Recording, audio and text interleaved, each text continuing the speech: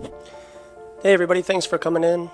Just getting set up for a long night. Thanks everybody for coming by. All of you who are new to the channel, appreciate it.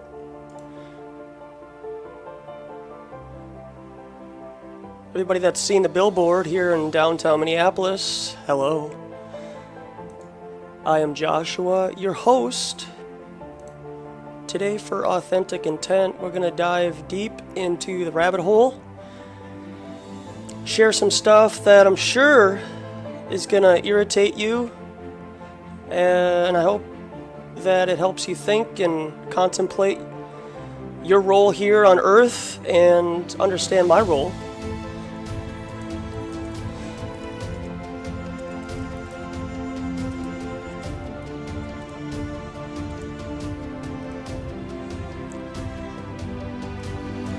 Good to see the usual suspects in here. Loco. Jordan, what's up? Chow. Wesley, Minnesota in the house. There you go. Joey, good to see you. I know there's some live streams going on right now, but I figured I'd want to touch on some stuff, clear the air a little bit with what's going on in my life after the billboard, after ground zero, if you will. Hit the Minnesota Flat Fair today, and the billboard went live on Monday. I put it up on Facebook, and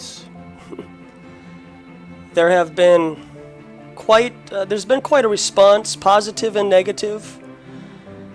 It is interesting to see how many trolls, cognitive dissident people, Agent Smiths, and even artificial intelligent bots coming at me from all angles.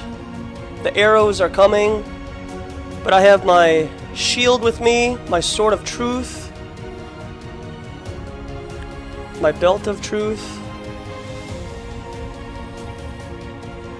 So we're going to dig into quite a bit of stuff there. This is an educational presentation and conversation for everybody. Fair use is definitely going to be in order.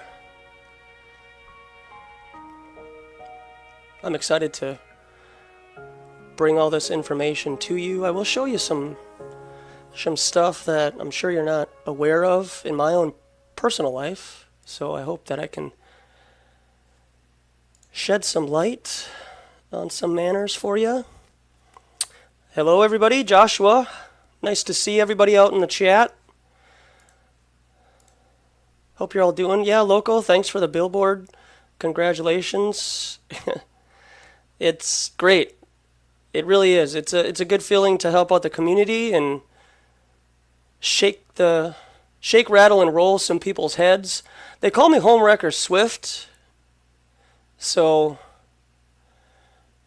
we're definitely stirring the pot, and I am going to get into some very controversial topics that will make some Christians squirm a little bit. I have some Christian friends out there who are a bit irritated with my stance on the earth being a level, motionless plane that is not spinning, and outer space is fake. Satellites as prescribed by our school system don't exist, and you've been lied to.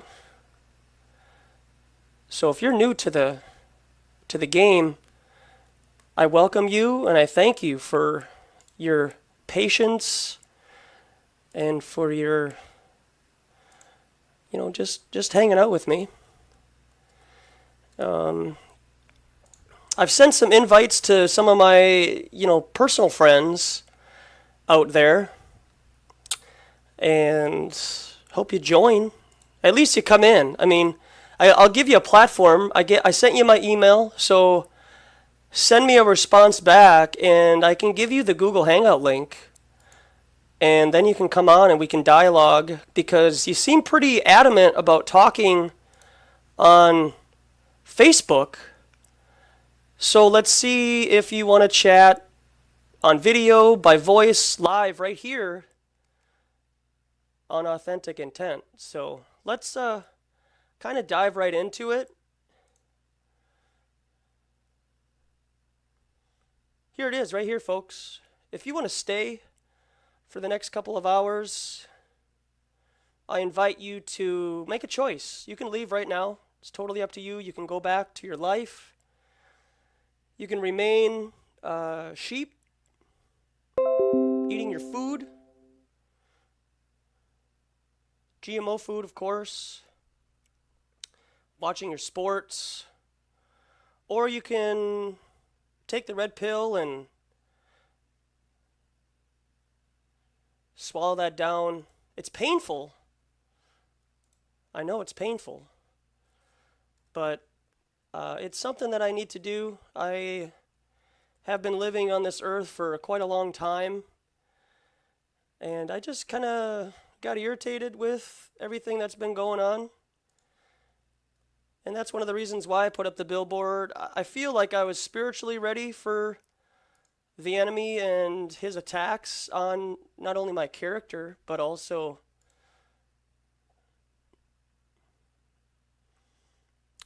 the hate. I mean vile, pretty vile hate. So, Himawari, appreciate it. One-Eyed Jack says, I'll take the red pill. It's only red pill here. Rob Griesgraff's in the house. Rob is a fellow friend of mine. Him and I have been friends for a number of years. Too Analytical says, I still remember the day when my perspective changed forever. I've never looked back, except to study the past and what we can learn from history. Exactly. Hey, Revamped is in the house. Good to see you. So Rob says he wants to take a red pill, but we got to try to get him away from fantasy football, folks. He does fantasy football with him and a lot of other church-going Christians that I used to hang out with. So I know a lot of those church-going Christians love their NFL rigged football. So maybe someday we can get them away from that. So what do I have for you? So I came across some interesting information, and I wanted to present to you the fakery that is Hollywood. How we can't really trust the people that we see on Hollywood TV screens and movies. And I wanted to present to you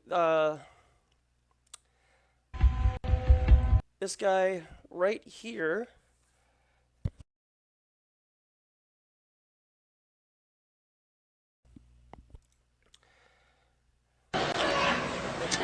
Good to be here. I'll tell you what. You know, I just went to visit my grandma. She's got Alzheimer's disease, so I had to put her in a home. It's a nice place. It's called, huh? She laughed when I told her that for the fourth time.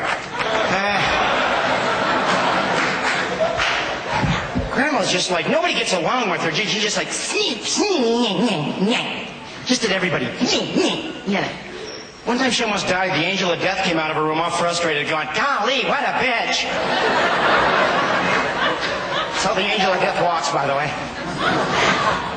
She broke her leg the other day. She was riding her exercise bike in the house. The brakes went out. She ran into the couch. How do I do it? She's upset. She had this dog for like 20 years. She took it to the vet the other day. The dog was fine. Grandma's got worms. Which explains why she keeps dragging her butt on the carpet. You know, I couldn't figure that out.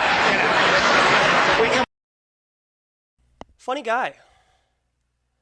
Real funny guy. So, if you don't know who that was, that's Larry the Cable Guy before he started his Larry the Cable Guy Redneck Tour. And I want to give you a little clip here of Larry the Cable Guy. I should make fun of old folks. I'll be old one day. Sucks getting old, I tell you what. a lot of people might not realize is you don't have a Southern accent. How easily can you go in and out of it? I can get into it easily, and I'm like I'm a linguist chameleon. I mean, I'll go to Wisconsin and I'll hang out with my cousin. Next thing you know, 2 days later, you know, I'm talking like I'm from, you know, Sorona, Wisconsin, because all my cousins talk like that. La Crosse, hey, let's go to La Crosse. You know, I just pick stuff up. My dad was a backwoods preacher, so my dad had a little bit of Southern accent in him. He'd get to going, and school became school, and so he had a little bit of that in him.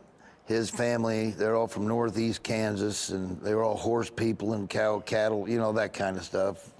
So they had a little twinge, but when I moved to Florida is when I got it, because I was a country kid living in the country, loved livestock, and I gravitated to all the horse people, all the livestock people when I moved to Florida. Out in Loxahatchee, Florida, and you know, there's a bunch of country folks out in Loxahatchee. And I just gravitated to them, and I went to college in Georgia. I went to a Baptist college in Georgia. Majored in drama and speech. Drama right? and speech, yep. And my roommate, one was from Dalton, Georgia, super Southern. My other one was from Beaumont, Texas. And I just was, we were roommates, and I just started picking it up, and then it just kind of solidified. It's like me. I'm a country kid, I'm a cow kid, I'm a livestock kid, a horse guy. Right. I hang out with people that talk like that. So I picked it up in Georgia when I went to college. I'm able to talk like that. I can turn it on and turn it off anytime I want. It's not a big deal to me. You know, I hang out with my buddies. If you were my buddy Brad right now, he talks like this 24 hours a day. I would be talking to Brad like that. Neither one of us would think anything different about it. That's just how we do it. So there you go. Larry the Cable Guy is an actor. He's not necessarily a fraud, per se. He's an actor.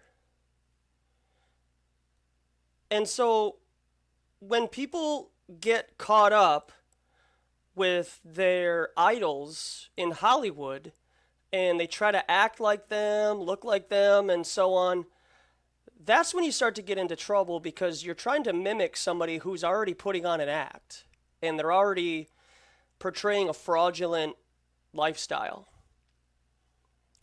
So again, from my previous live stream that was entitled, you know, what was it? Don't believe everything that you see, but, you know, everything's not a conspiracy, but everyone and everybody shouldn't be trusted. There you go. So I hope that you're seeing where I'm going with this. I'm trying to present to you evidence that what we see on TV through Hollywood for, you know, decades of living here. And I don't see anything wrong with sharing my viewpoints and trying to help you understand how the establishment uses predictive programming and mind control to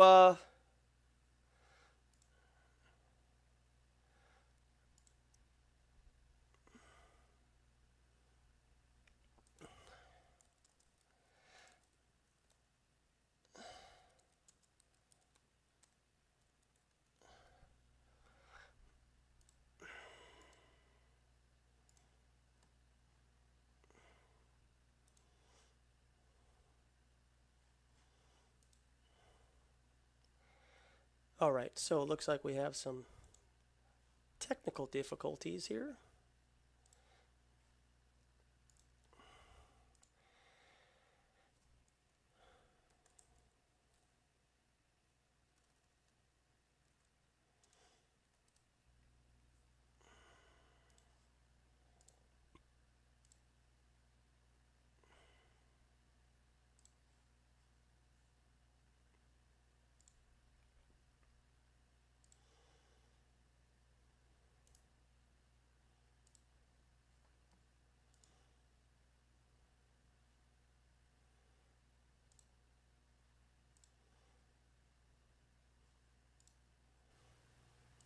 All right. So, back to what I was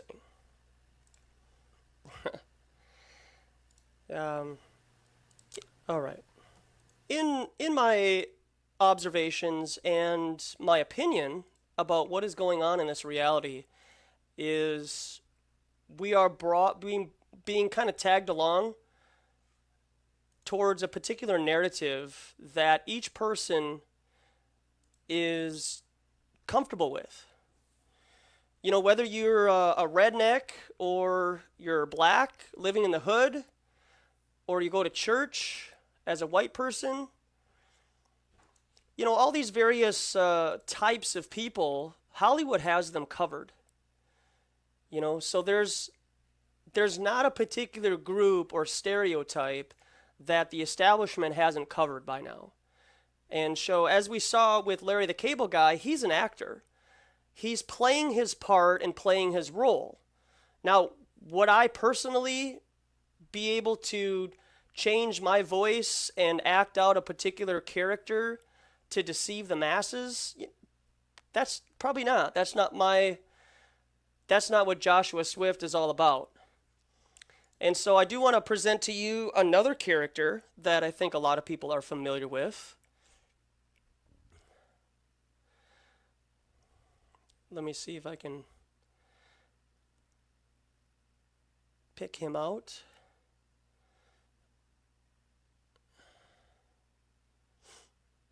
I'm glad that everybody's here. Thanks for stopping by and just hanging out and getting a different perspective on how I feel this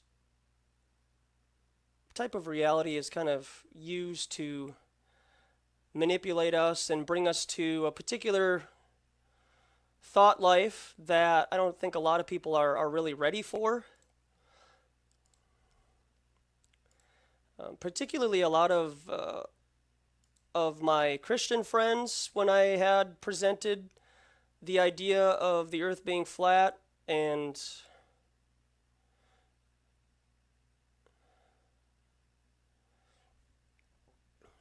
putting up this billboard, I think a lot of people are upset with the idea of using money to put up a billboard and trying to draw out a different viewpoint. You know, nobody's gone to a cartoon. Nobody's gone to outer space themselves before, because it's all contained within our government. So we're not able to do these things on our own.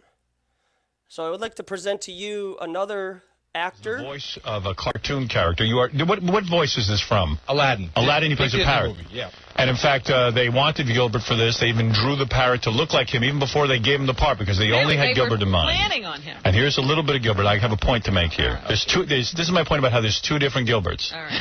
The on-air persona and the off-air persona, and they're both scary. All right. All right, here you go. Here's Gilbert as the parrot. I can't believe it. I just don't believe it. We're never going to get a hold of that stupid lamp. Just forget it. Look at this. Look at this. I'm so ticked off that I'm molting. Patience, Iago, patience. The theme was obviously less than worthy. Oh, there's a big surprise. Have you ever watched these cartoons? Oh, yes. Yeah, okay. Yes. Now, what are you saying? Well, you should see him. You know how when celebrities watch their work on The Tonight Show? Just see Gilbert very serious during his clip. Not making a sound. I like when they start crying He during their interrupts own everything thing. else. Right. That he sat and listened to. Now listen to, in contrast, this is off-the-air Gilbert. Oh. This is Gilbert calling Gary from years ago on the answering machine. Yes. Okay. And this is Gilbert's real voice. All right, just as scary. Yes. All right, but it's like a whole different guy. Let All me right, hear. here it is. Yeah, Gary, it's Gilbert. You're kidding. I'll probably be there tomorrow, but if you could call me up, and just tell me what exactly is going on tomorrow.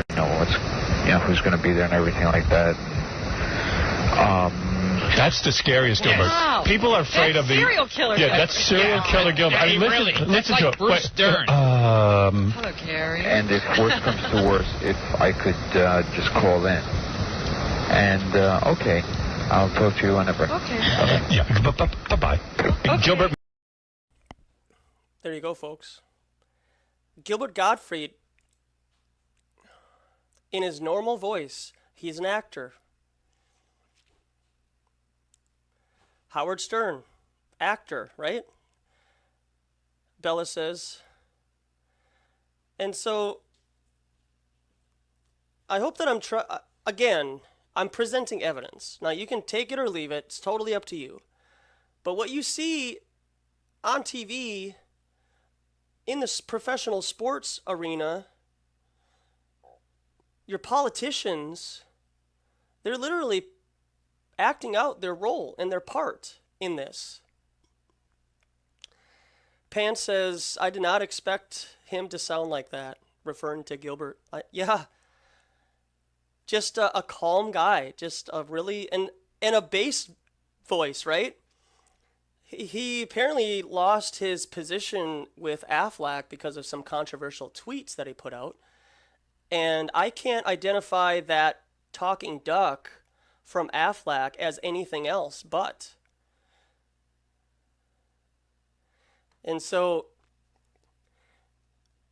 you're being I'm going to be honest with y'all. From my experience of listening and watching TV and going through the motions of your movies and everything, what you see on TV is not real. Okay?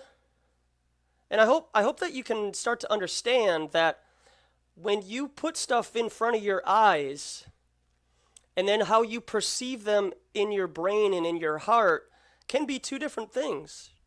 Because if your worldview is based on something that you think is real, and then I come and tell you that what you see is not a real perception of reality, then you're going to get angry with me. You're going to get upset. And I want you to get upset because the sooner that you can realize that, the sooner that you can get out of, this matrix or, whatever vernacular you want to use that's going to, take over your mind with this stuff. I have a character here. Well, not a character. I won't call him that. But I do have a guy named Travis Calhoun who is sending me a message. He's one of the people who I am friends with in real life. He's a Christian. And he is flaming me on Messenger, saying that I am able to discredit just about every argument for Flat Earth, but he never comes on the panel, and he never shows his face on any of the live chat rooms on YouTube or anything, because people talk regularly about Flat Earth. He says usually with math and physics, but also through small experimentation. Astronomy, for example. He thinks that you can look through a telescope and see, understand that the Earth is a ball through a telescope. And so I give him the link to come in and he can say something, and then, he can come in and then we can talk.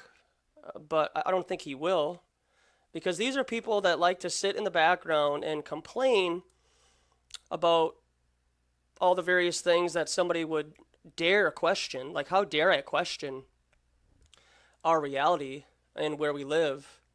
So there you go, Travis Calhoun. You can come on in whenever you want.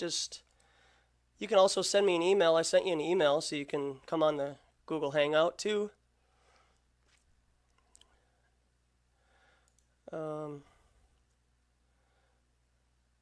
Marsupial says, we all know that TV is fake. Why do you think you need to explain that? Well, Marsupial, because not everybody knows it's fake. See, we'll give Marsupial some airtime here too. I'll show you what Marsupial had to say in regards to my voice of a cartoon character. What voice is this from? Aladdin. Aladdin, he plays a parrot. Movie, yeah. And in fact, they wanted Gilbert. Here we go.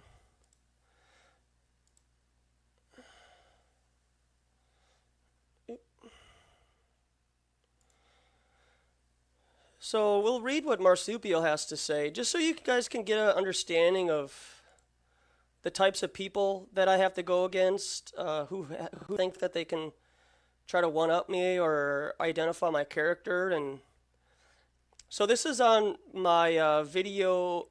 Everything isn't a conspiracy, but everything and everyone shouldn't be trusted. So he thinks that everybody should be trusted, he or she. Marsupial. Joshua, I have watched every one of your videos from day one. I appreciate that too. And tried as best as I can to understand where you're coming from. But this is beyond the pale. You watched Eric Dubé's 200 Proofs video, got convinced that the earth is flat, and now here claiming to speak for God. Sorry, that is just so wrong. The problem is, like every other flat earther that said they are Christian, you're not subjecting yourself to wise counsel from other believers. And there's a good reason for that. You think that you've been given special revelation, and nobody else has. Basically, every other believer but you is fooled by this wicked world's lies. I know for sure that you won't listen to, but sometimes someone has to say this. Yeah, I'm not listening at all. We're not reading this right here live on YouTube, Marsupial. As a believer, I'm absolutely cringing when you bring up the Lord when preaching your flat earth gospel. It's that embarrassing. I've done real street preaching, telling people about new life in Jesus Christ. When the people reject us, it was because of the message of the gospel. They're rejecting you because you're saying satellites are fake, and space is fake, and the ISS is fake, and gravity is fake, and NASA is fake, the moon landing, blah, blah, blah. You just come off as irrational.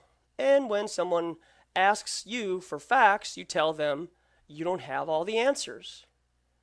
Having watched every minute of every episode of your video, I can safely say that you did not answer even one question successfully. If you are really a believer in Jesus Christ, then you will get off YouTube and this conspiracy trip. It's not helping you. I fully expect that you'll think I'm a paid agent or something. I don't care. Jesus is Lord. And I have confidence that sooner or later you'll come to your senses and find out the earth is not flat. Well, Marsupial, that's too bad.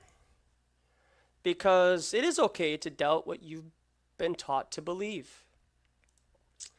And clearly, you love this reality. Almost more than a lot of non-Christians.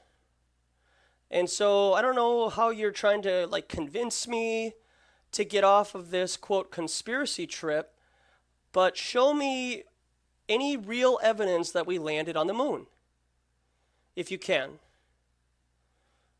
You know, I didn't see any proof of anything. So you're clearly taking your basis of faith on Jesus Christ as faith. You didn't see him die. You didn't see him crucified. You didn't see him live. And you didn't see him raised from the dead. And neither did I. But somehow we both are able to come to an agreement that he is Lord.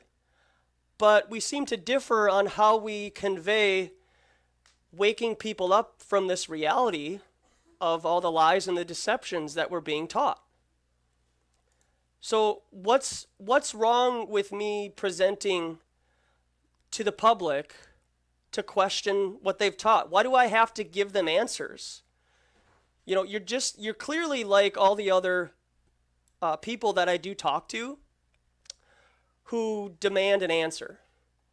It's like I have to present to you like a quiz, and then I ask you questions, A, B, C, or D, multiple choice, true or false, so that then you can walk away with some kind of feeling in your heart that what I'm presenting to you is maybe not true, but at least you're getting qualified, through a test or an exam. And that's not my role, That's not my point here. My point is to bring you evidence, challenge the narrative that we're being taught, and then you go from there. If you find it important, then you'll be drawn to it. If you don't find it important, then you'll continue to live your life here. And I am doing what I feel is necessary in my role here on Earth. And if you're upset about it, then make a law so I can't talk to people in public. You know? Hey, Mew. Good to see you. And so, I addressed you, Marsupial. I'm not going to stop, and I'm not going to get off YouTube. I'm going to find more avenues to talk to people, whether it be through YouNow, Facebook, or Discord. So I'm going to go even further, Marsupial. So I hate to break it to you, but I'm not going to stop. In the future, I'll be going to the University of Minnesota to talk to more students about this idea. I'll go down to my Federal Reserve Bank in downtown Minneapolis, and I'll talk about 9/11 right in front of their business. And I'll tell them that the debt that we have is because of them. You know, you think that you're going to be able to somehow stop me by using our similar faith to make me afraid of judgment by God. I welcome my conversation with him every morning and every day. And I want to know what it is that he wants me to do next. And that's why I was going to go live yesterday, but having the conversations that I was having with people that I have met in person who don't agree with what I was doing, and then the countless messages that I get from artificial intelligence bots, Agent Smiths, or people who are just so disturbed that somebody would spend $1,200 on a billboard to tell people that the earth is a flat, motionless plane. I just got too tired. I fell asleep at like 5 p.m. yesterday and didn't wake up until, 11 p.m. that night. So I took like a 4 or 5 hour nap, because that's how much spiritual warfare is going on when I am presenting an idea that the earth is, character. You is are not what a ball like we're taught. I will be going at some point in the future. I will be going to talk to the people who run the show here. Bonds still? Listen to what this man says about your money and what he can do. There are people that are dying and homeless without food in Texas right now, and we have to raise money for them. This man right here tells you that if it becomes that the banking problem in America isn't even a problem. U.S. Treasury bonds still safe to invest in? Very much so. I think this is not an issue of credit rating. The United States can pay any debt it has because we can always print money to do that. So there is zero probability of default. Did you see that guy's reaction after he just said that?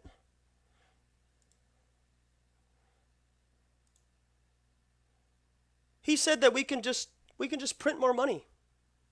This isn't even a problem. Why can't we print more money and help those people in Texas right now? How about that, Marsupial? That's okay with you?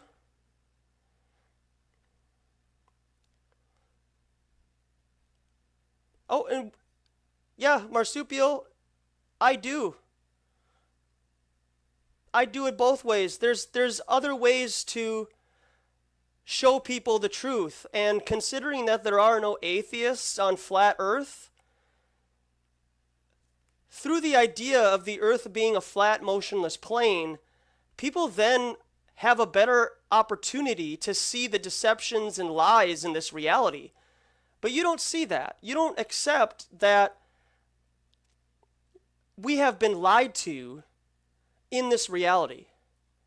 And to uncover those lies, maybe that's another opportunity that our Creator is allowing those who are stubborn and manipulated with tunnel vision in this reality.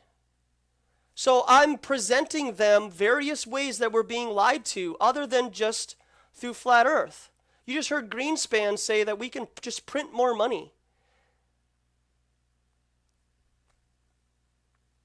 I just showed you a couple days ago how they most likely use artificial intelligent holograms to be placed on TV, and that's what we see as our actors. Your Larry the Cable Guy. He doesn't talk like that. So how many other people do you think are in Hollywood and whatnot who are actors? Not just by playing their role on a movie screen, but in their everyday life too. Salted Cedar, good to see you. Loco Tomo, rest in peace, NASA. Exactly. Earth Pond, F Greenspan, exactly. And I'll be going out there soon to show my disdain about how they allowed 9/11 to happen and put us more in a fishbowl, if you will. Morgan Ellis, good to see you. Thanks a lot. Kelly, thanks for stopping by. Feral Feline, and Marsupial, I hope that you're doing something now. You know, you come on to my my YouTube channel and flame me about that. You know, so show us what you're doing. Go on. You know, people say, well, why are you using YouTube and Facebook? They're controlled by the establishment, by our government. I don't go on there. Well, you know what? A lot of people who aren't awake use Facebook. A lot of people who have no idea about the lies that are going on drive around Minneapolis and would never think to research the idea of the earth being a level, flat, motionless plane. And so if you're upset that I'm able to rally the troops and get people together and work towards a common goal of kind of pulling the curtain away so the establishment is revealed, then you're fighting against me. And if I claim to be a Christian, then, you know, clearly there's something going on, right? Like there's some tomfoolery and skullduggery going on where you think that it's okay to flame me about what's going on. So I would like to get a little bit more personal here, folks, and present to you my my Facebook page. Okay, so you have a better understanding of just what's going on out in after I posted this billboard information. I have put it out there and would like to give you an idea. So this is after I posted all the numbers to my local news channels. And these are the types of people that I get responses from. So Stephen Murphy says, sponsored by YouTube, ha ha ha. Won't call for this, leave them wasting money. And I said, like the money used to make you believe that the ISS is real. So the establishment uses money to make fake ISS videos for you, and you guys believe that. Leo Woolborn.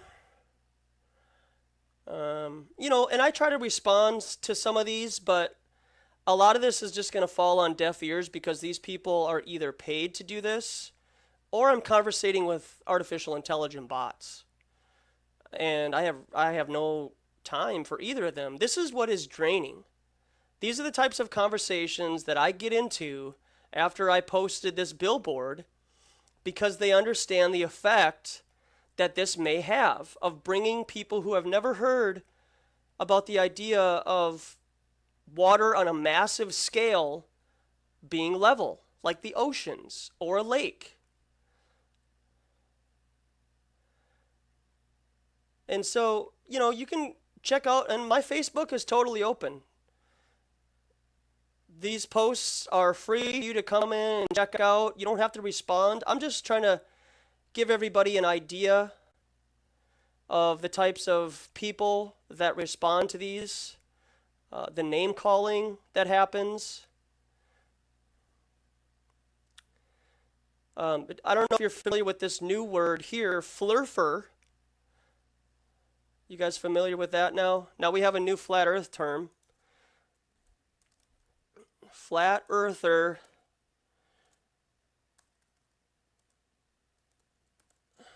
equals flurfer. So that's the name calling right there that we have now.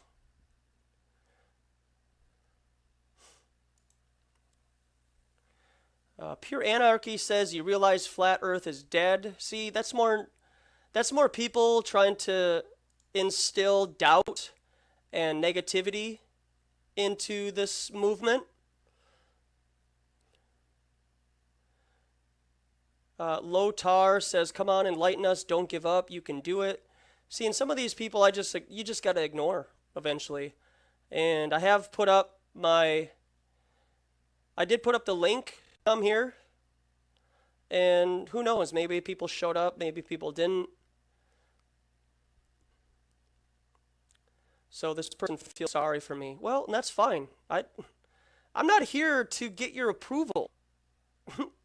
And that's the thing, a lot of these trolls and agents, provocateurs and whatnot, they think that they're going to be able to make me doubt what I'm doing. And it's not. I'm sorry. I'm just apologize. You know, I get stuff like this. I think Steve Fair is some agent. Says, "Oh my gosh, the moon is round. When you look at it through a telescope, the other planets also, it works to look through a good telescope." And so apparently they're all spheres, like the moon and all the other planets are spheres. So that means that the Earth is a sphere. But we all know that the Earth is a pear. And I said a comparison. So if all the planets are spheres, that must make the Earth a sphere, right? Because that's basically what they're going to say. And I said, well, I'm not poor, and I have clean drinking water. So that must mean everybody on Earth has clean drinking water, right? So that's the comparison.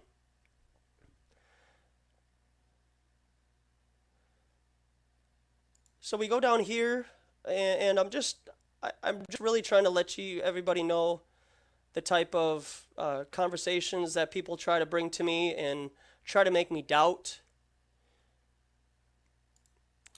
And name calling and whatnot. So, and if flat earthers come on and they try to, you know, defend what is being said or not, that's totally fine. But I'm not going to stop. So you guys can keep flaming me and bringing your various comments and trying to make me doubt. I mean, this Travis Coon character, who I know on a personal level, he's shaking, he's face palm. Like, that's what he's doing. He's face palming. He's like, how could you, Swift, think that the Earth is a flat, motionless plane, man? And it's like he's trying to bring me back to the fold. He's like trying to save me from embarrassment or something. And it's just really pathetic that these people, Travis Calhoun, Dan Averbeck, Rob Hill out there, who come on to my Facebook page and they talk to me when I put information like this up. But they don't talk to me any other time. They don't send any other messages and say, hey, how you been? Haven't talked to you in a while. What's up? They don't do that. They don't talk to me on any other occasion until I post stuff that challenges the narrative of what we're being taught on mainstream news and in our education system. So real friends, you guys are really good, solid people I want around. And that's why I don't talk to these people for years, because I know that my ideas and my current worldview goes completely against the church narrative. These people will never talk about this stuff in church. Not even just flat earth. They won't talk about this stuff in regards to 9/11, Sandy Hook, the Orlando Pulse nightclub shooting, vaccines, chemtrails. They won't talk about any of that stuff. The Fed Reserve and how we're getting our money stolen from us through income tax to pay for the interest that the United States of corporate America borrows from the Fed Reserve and Greenspan, who just got done telling you that he can just print more money. So it's okay for them to go into debt, but all the Americans out there who are in debt through Visa, MasterCard, and various other credit systems, they're SOL, right? But Greenspan and all of his buddies from 2008, 2009 can just print more money and get out of it. So Travis Calhoun, come on the panel, man. I sent you my email. Waiting for a response. Let's see if you responded. I don't think he did. But let's see. No, he didn't. So what a surprise.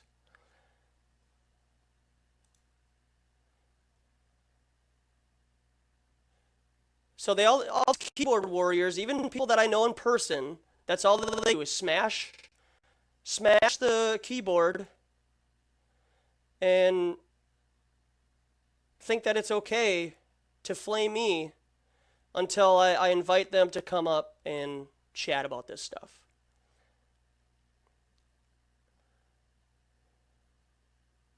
That's hilarious to me. That kid just got owned.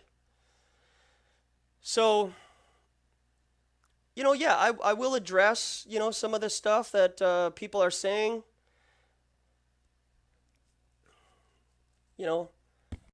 Do something on a massive scale like a billboard, or go against the usual suspects in the narrative that we're given, and see where it goes. Okay, so I have this video here for everybody. Auto-tune is not the only way that your music industry fakes their voice to make them sound professional. There are other ways through the use of computers and editing software, the combination of analytics to, form the various different octave levels. I would say almost all of your bands that release albums are 100% either auto-tuned or manipulated by some kind of a computer to make them sound much, much different than what they are, which is why I don't listen to mainstream music anymore.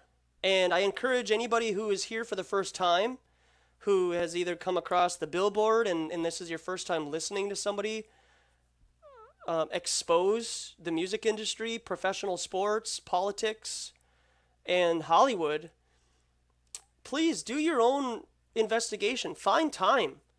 Put the e-vape down, Get yourself sober-minded for a week or two. Step away from your television. I used to have a 60-inch television before I left for Thailand, and I sold that to a friend who's a big Packer fan. Have it. Have the TV. Get it away from me. Like that type of stuff almost disgusts me now. And the only time that I ever watch TV or a movie is when I see that it has some kind of predictive programming to it. And so I was going to give you guys just a little clip here of how the music industry uses its manipulation of electronics.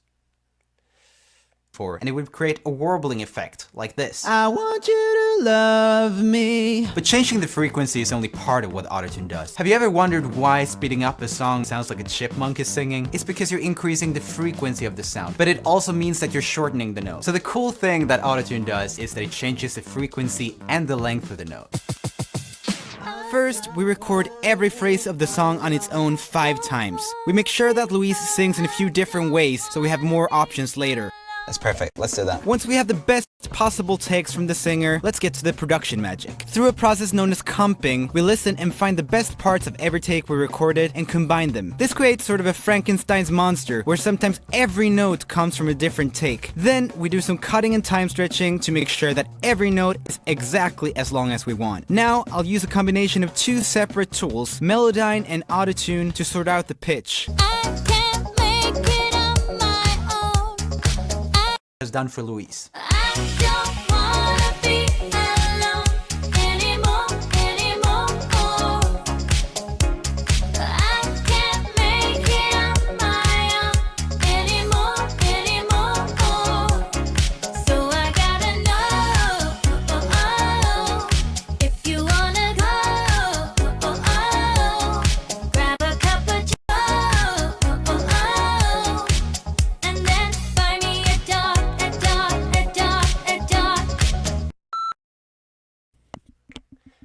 So just another example of how the establishment uses artificial intelligence, computers, and various other means to deceive your mind into thinking that something is better than what it really is.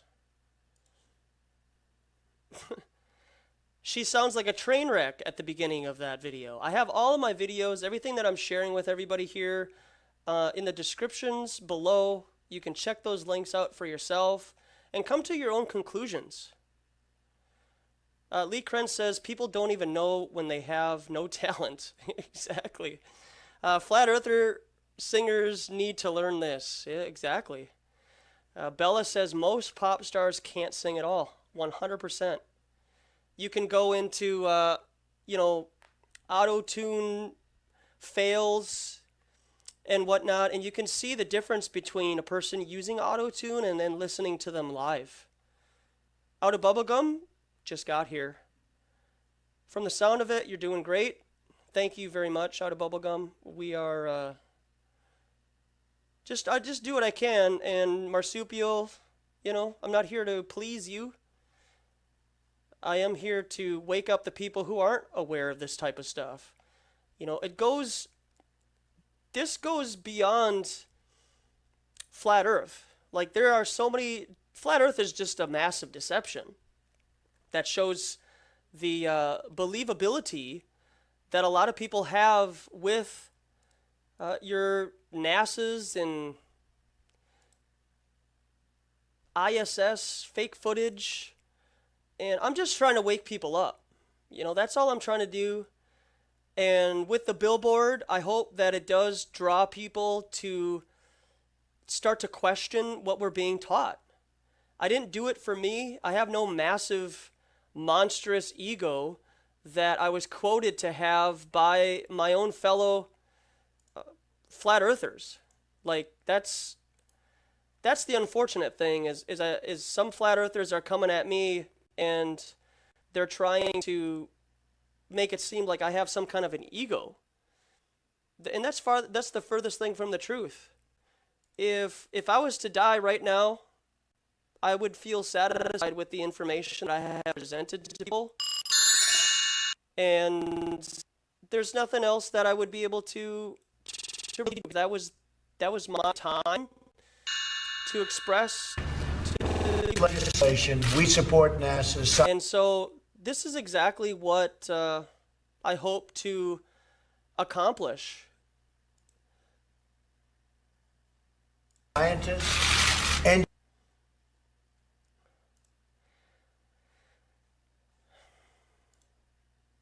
so that was just some information that I wanted to bring to all of your attention. I'll come back into the chat here and see what everybody's up to. I really do appreciate everybody stopping by and just hanging out for a little bit. I don't know how long I'll go. Bring to all of your attention, winded and don't have anything else to say. Tiffany, hey, good to see you.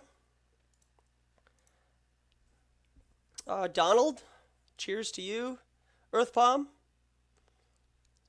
Yeah, I need to get that auto tunes, Earth Palm. Shay Smith. Mike S.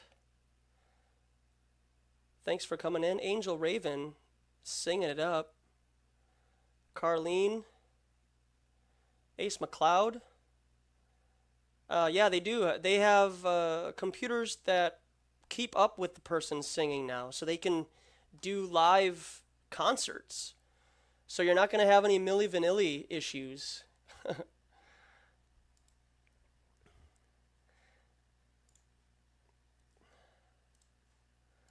Let's see who's else in the chat, and then I'll move on to my next. G-Monk. Wish we had more Flat Earth music. Bulldog Fishmaster. What's up, buddy? How you doing? Good to see you. NASA is indeed a fraud. The video being showed right now is from Tet's Truth Tube. Check him out. He's got some great, really, really good compilations for and from NASA, ISS, fakery, green screen fails. He is very keen, and he has almost 50 videos regarding NASA and its fakery. So I encourage you to check him out.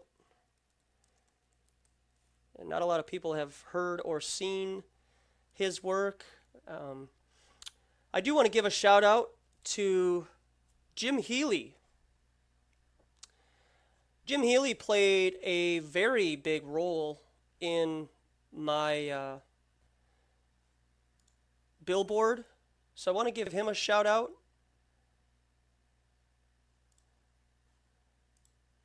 Oops.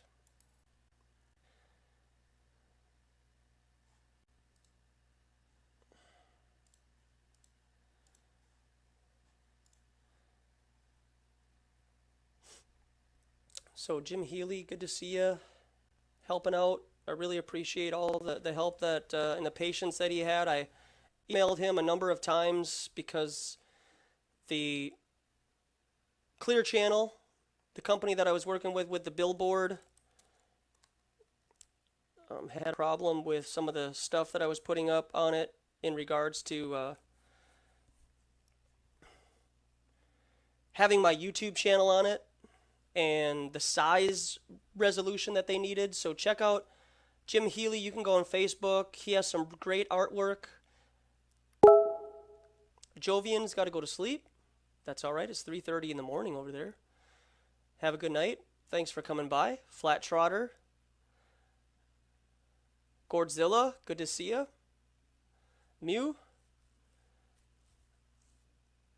Yeah, appreciate it. Yeah, we all have our individual missions. Truth Faction, thanks for coming out.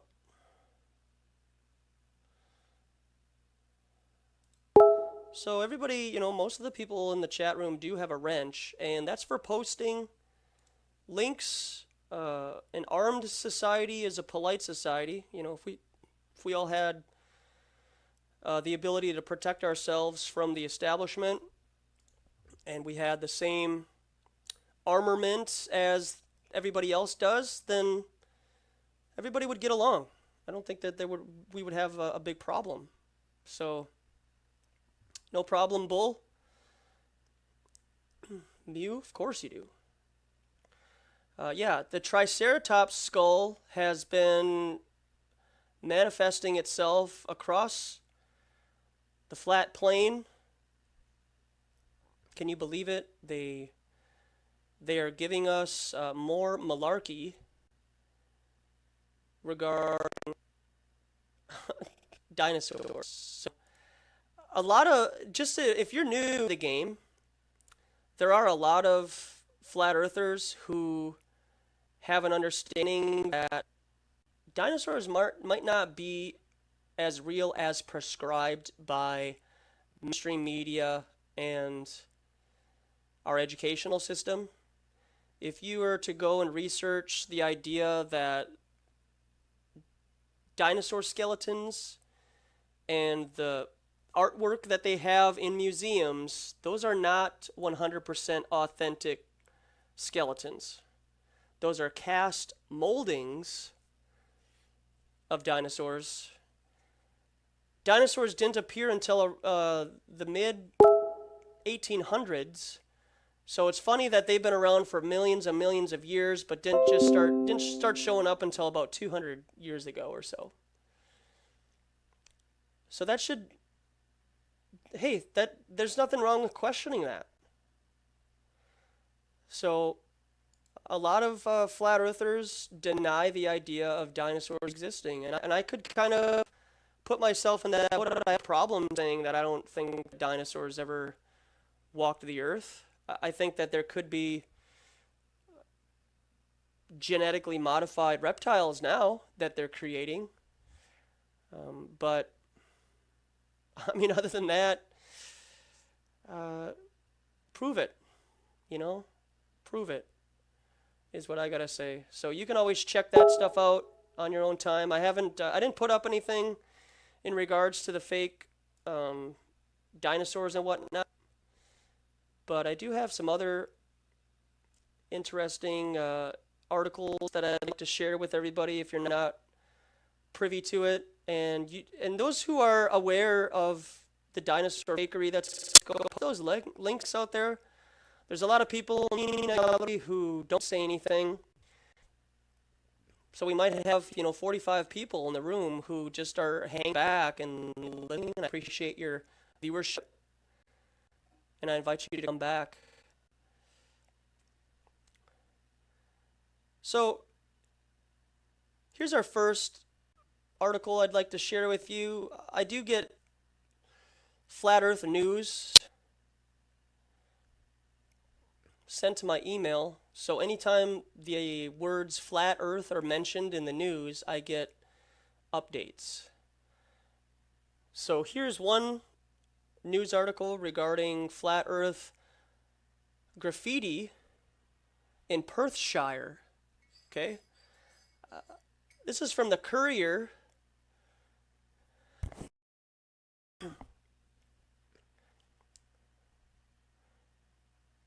A plague of graffiti which is spreading throughout Perthshire has forced me to confront my appalling lack of scientific knowledge. He says, of course the world is round. How do I know that? Because that is the accepted theory. Okay, again, theory. And I have been constantly told this. Beyond that, I am afraid that I have absolutely no idea, if left to my own devices, how I could prove that the earth is round. So round like a ball or a pizza. They always say round. I wish that people would use the proper terminology. So if you're listening and you don't agree with the idea of the earth being a level, motionless plane, say it's a ball, or even more so, use pear-shaped, because the earth is apparently a pear shape. So I don't encourage the idea of graffitiing areas that would be considered vandalism. So I don't endorse any of this. A billboard is certainly one way to go about it, right? But I think that graffitiing various places where it would kind of piss off the locals, I do frown upon. I don't think that it's necessary for us to do that. But that's up to people. Hey, if that's how you feel, you want to get the message across, that's your choice. I don't encourage it.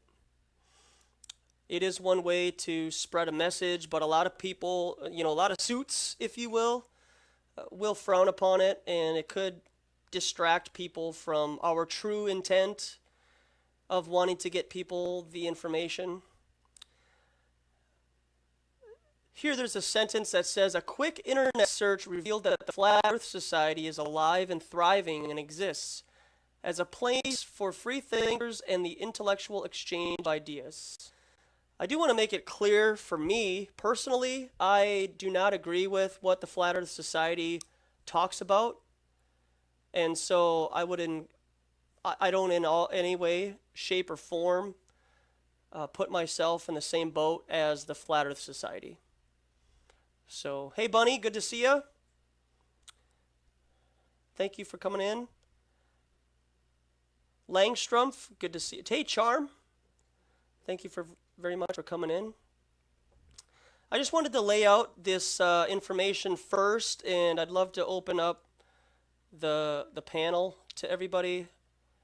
I do have Google Hangout ready, so here is my email address, and if you'd like to come on, send me an email, and I'll see if I can get you on. I just had some stories I wanted to kind of cover for everybody. So this came up in my email regarding Flat Earth and the graffiti and the various ways that people communicate Flat Earth. Again, I don't endorse graffitiing places that would be considered vandalism, so careful out there, folks. All right, next story. The Boxing Tribune, August 24, 2017. The Tao of Mayweather-McGregor. Okay? So you might be wondering, why am I showing you this? You can find this article. This is called The Boxing Tribune, The Tao of Mayweather-McGregor. So you can check this article out yourself. I'll put the link in the description section below. But if you look at the paragraph, if you look at the sentence, a couple sentences down from that bigger one, it says, why on flat Earth would we pay a premium price tag to have a guy, be it from roughly similar professions, do a job that he's thoroughly unqualified for? The Boxing Tribune taking a jab on flat earthers. Okay, you see that? Why on flat Earth?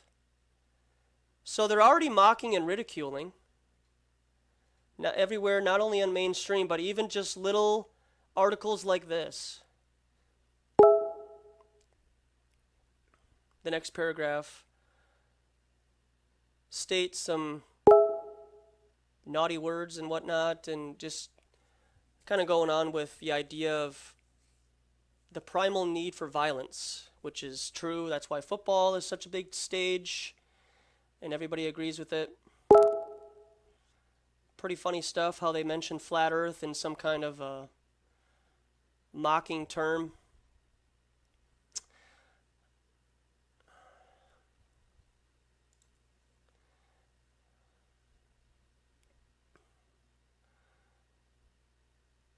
All right, so some more theories given out by mainstream.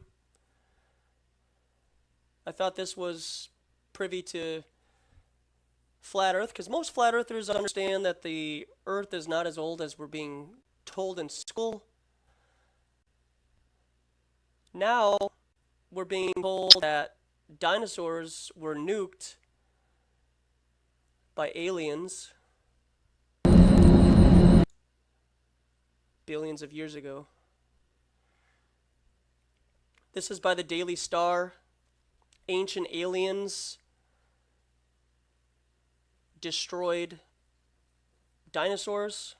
There are many theories on how dinosaurs were wiped from the planet, with most agreeing it was done by a huge asteroid hitting Earth.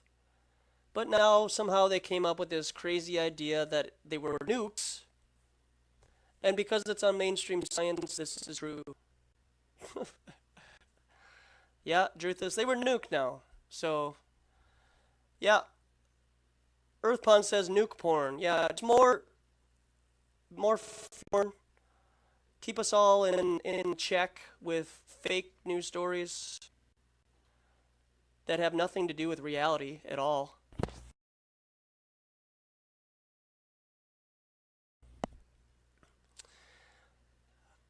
Okay, next one here. I thought this was interesting. This is an advertisement for a game called Shots Fired. This article is in Hong Kong. Shots Fired, the assassination simulator with glorious pixel art and cunning humor, is announced today. Publisher Another Indie and developer Christ are planning to launch the PC game and Switch the first quarter of 2018, and on other platforms it'll come out. So this is a video game, just a regular game. Now go down to the third paragraph, and you'll see it start out with Explore Flat Earth.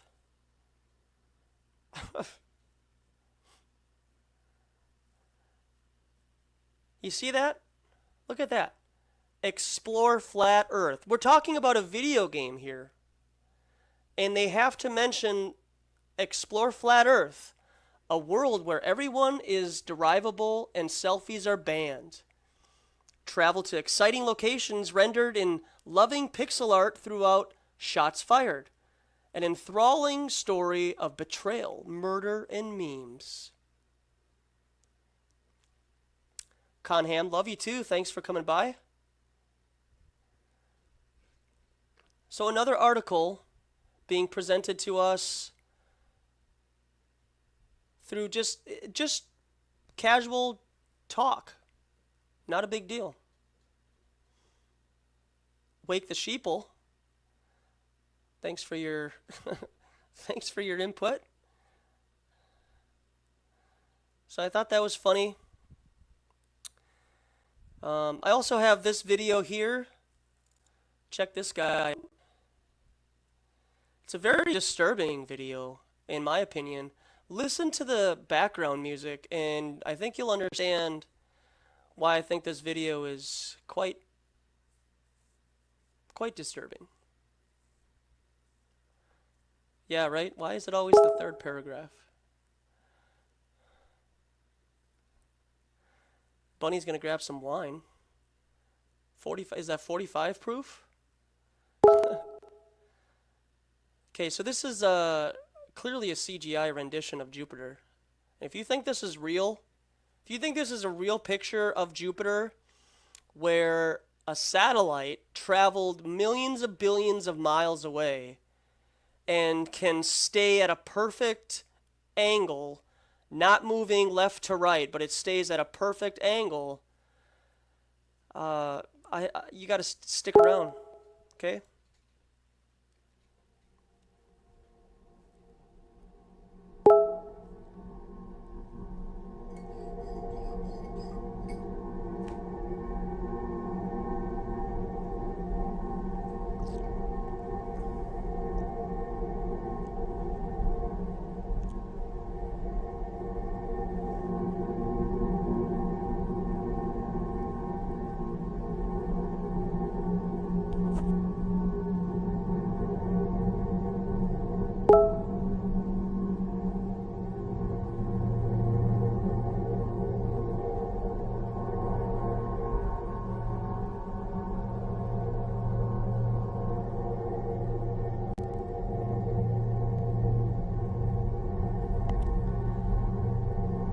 Okay, something I want to show everybody. Both of these images are apparently from planet Jupiter, right? If you look on the one on the left, you can see a, quote, moon orbiting the Jupiter on the left, but I have yet to see that same moon orbiting on the picture on the right. So from January to February, apparently that moon is there, but then sometime in between there until May, it just disappears. So check it out. And the sounds, yeah, the sounds are disturbing, Jordan.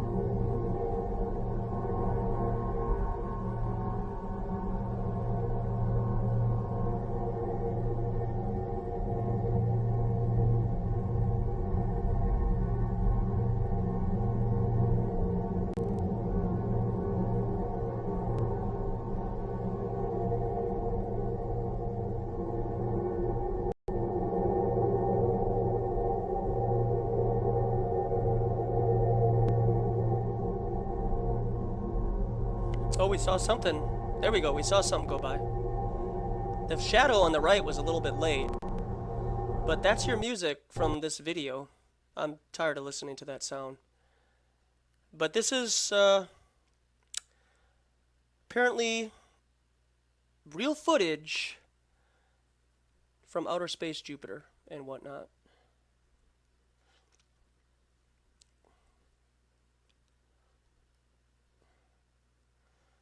Quite disturbing.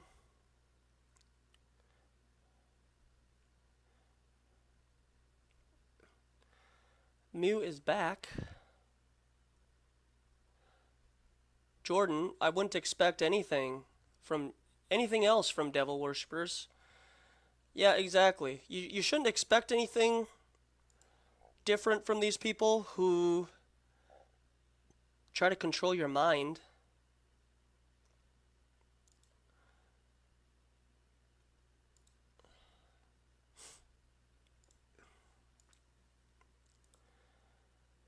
Bella, they say all planets make these sounds, but on the ISS, all you hear is clanging of tools in that little dish spinning.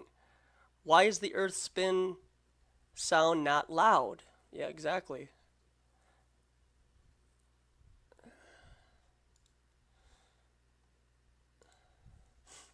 Yeah, they are evil freaks for sure, and I want nothing to do with them.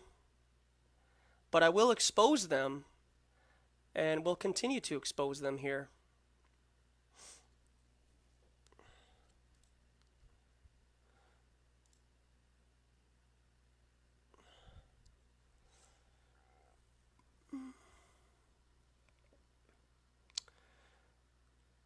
Candy's in the house. Good to see you. So I'm just kind of shooting through some stuff that I wanted to bring to the table to people. I wanted to allow you to see what kind of goes on in my own personal walk here on the flat plane when I present this information to everybody. I showed you some of the everybody the comments that I come across on Facebook exposing the lies that we see, and also offering up the billboard and whatnot. And these people just they're not going to stop. They're always going to come at me. They feel like if they come at me in a particular way that I'm going to get, upset, or I'm not going to be able to handle what I understand as this spiritual warfare. And I'm in it for the long haul. I'm not going to quit on anybody. I am going to continue to provide everybody with this information and reveal the truth of this reality in which we live, whether you like it or not, folks. Kelly says, hope you don't mind the plug. Now taking texts from Flat Earth brothers and sisters who want to help explore. I ask facilitating questions. So there's his number if you want to give him a call. Would you think living in the Bible Belt like I do, people would be more receptive to Flat Earth? They aren't. No, they're not. And I had a quick little dialogue with a pastor friend from a couple of years ago. Messaged me because I tagged the church that a lot of my former friends went to, and he wasn't happy because I called out a lot of Christian men, particularly, who refuse to go down these bunny trails and expose the lies, go to the Planned Parenthood and try to dissuade young ladies from bunny trail getting abortions. And so, talking about Sandy Hook, Flat Earth, 9/11, all these other various, when CERN opened up, they had a massive occult ritual. Your mainstream churches aren't going to talk about that because they're afraid to. How would they, why would they ever bring up that stuff in their pulpit because they would lose seats. Nobody would want to, come in and talk about that. So it is unfortunate, but I feel like I have to be the one that exposes this stuff, regardless of the quote friends that I'm going to lose who I have here in real life. So, it is what it is. And that's just something that comes with the territory, Comes with the territory. Exposing evil is always going to bring out detractors and people who want to continue to live their fake life. This is a video from Tet's Truth Tube. I have his links in the description section below. So go and subscribe to him. He's got terrific compilations, so I figured I'd let that play in the background. Earlier, just if you're late coming to the game here, I have links in the description section below of various people like your Larry the Cable Guy and Gilbert Gottfried, for example, being totally different people on camera. And behind the scenes, they're just normal people, and they talk like, quote, normal people. So Farrell says, the so-called Christian university have been corrupt for many years due to politics and greed. Yep, exactly. The Schofield Bible hijacked Christianity in the late 19th century. Ace McLeod says Space Invaders is the best one. Miss Richardson's in the house. Thank you very much for spending some time here and just hanging out with everybody. Simple Question says, checkmate for Sandy Hook. The media nor anyone will ever produce a story with the 6 kids that Gene Rosen saved that day. They will never be seen because they don't exist. And they also sung at that next year's Super Bowl during halftime. But nobody looks into that. Nobody will ever mention that on mainstream media. How the kids at Sandy Hook. And the thing about Sandy Hook, too, is when you say that no children died in Sandy Hook, people get upset, right? Why are they getting upset that when you say that nobody... Hey, guess what? I got some great news about Sandy Hook. And they're like, yeah, what's up? No children died in that school. And then you like get ready to give them a high five. And they look at you with cross eyes and they're like, how dare you? How dare you say that nobody died? I want kids to die at Sandy Hook. Okay, I wasn't expecting that. How about this great news though? At the Orlando Pulse nightclub shooting, nobody died. High five? How dare you? I want people to die at the Orlando Pulse nightclub shooting. And even better, when Cassiano, that guy who got shot by the AR-15, and he showed he got shot in the back in that car, he was released 24 hours later.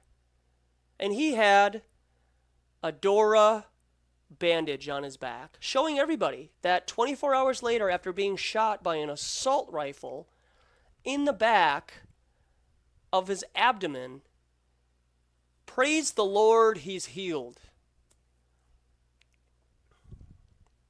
But people take offense to that. And I sorry, not sorry for people out there, but you need to wake up. You really do. You need to understand that all of that stuff that we're being prescribed on mainstream media is to fearmonger us into more control. Druthless says they'd rather have dead kids than realize they were lied to. Yeah, exactly. It would never cross their mind to think that these kids are okay now. And look up what happened to that school. They have a new school built right over it. So there's no way that we can investigate what happened inside of that building. They turned the Pulse nightclub shooting building into a memorial center. And if you were to go to that place and properly investigate and say, hey, you know what, I think that there needs to be an investigation in here, you wouldn't be able to do it because it's a memorial now. Hey, Shanna, thank you very much for coming in.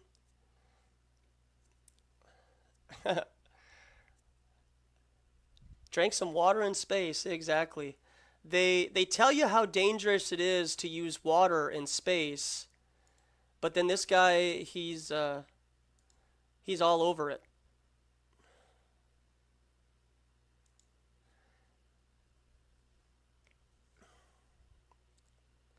And what's that guy doing in the background?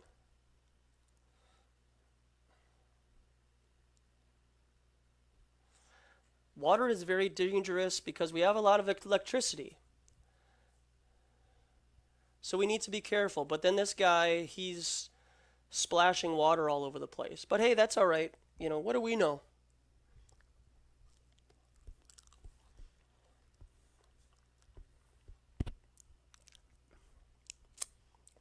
I got some chocolate almond milk coffee here and a banana.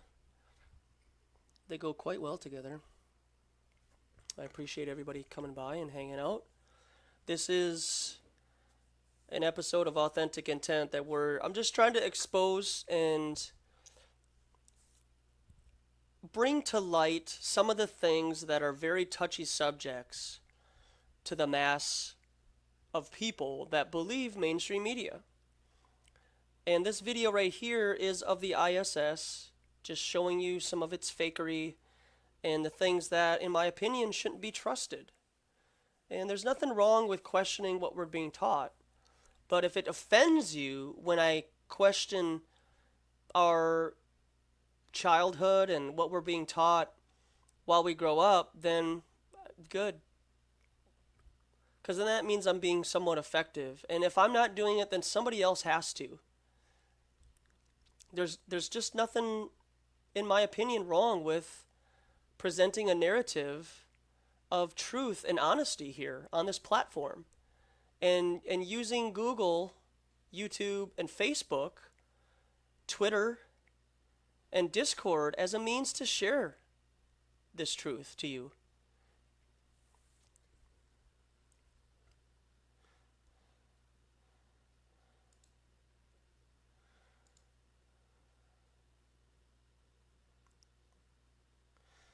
Yeah, exactly.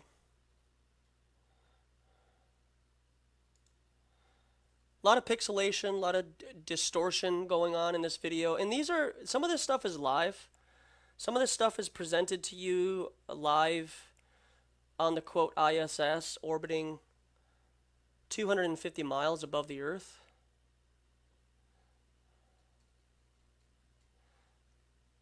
And so when kids see this and I tell them that this is fake and it's not real, they get upset with me, and there's nothing I can really, I'm not going to apologize for it. So I'm not going to apologize.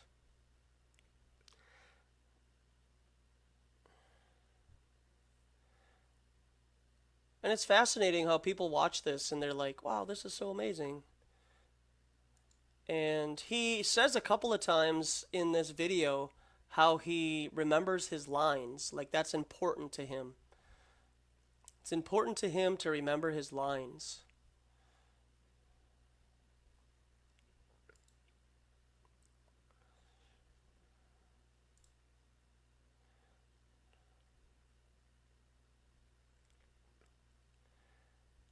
Chocolate pudding cake.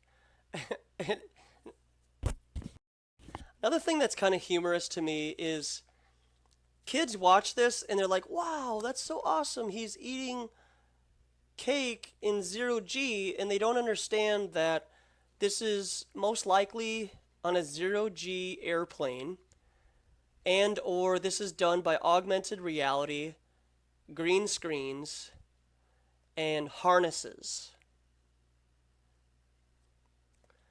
That's your ISS, folks. Green screen, harnesses, and augmented reality. mostly done on a vomit comet.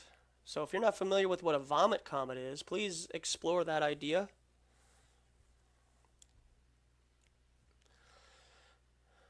This is one of my favorite parts right here, is they're going to do a live guitar session and make some music with the Bare Naked Ladies. As you should all know, that there usually is about a 10-second delay between what the people on the ISS say and then what we get on typical newscasts. So that'll be later on here, but I just want to give you an idea of what to expect later. That when he's speaking and we hear this stuff that's supposed to be live, there's always a delay, right? So Lee Krentz says, if space stations were real, they would be dystopian hellhole nightmare existence the whole time. Yeah, funny how the ISS is supposed to be in a part of the Earth that is 1700 degrees. And it's been up there for something like 15 years, right? So this tin can is able to withstand over something like, on average, let's even give it 1200, 1300 degrees for 15 years. But these guys are inside wearing polo shirts and hanging out.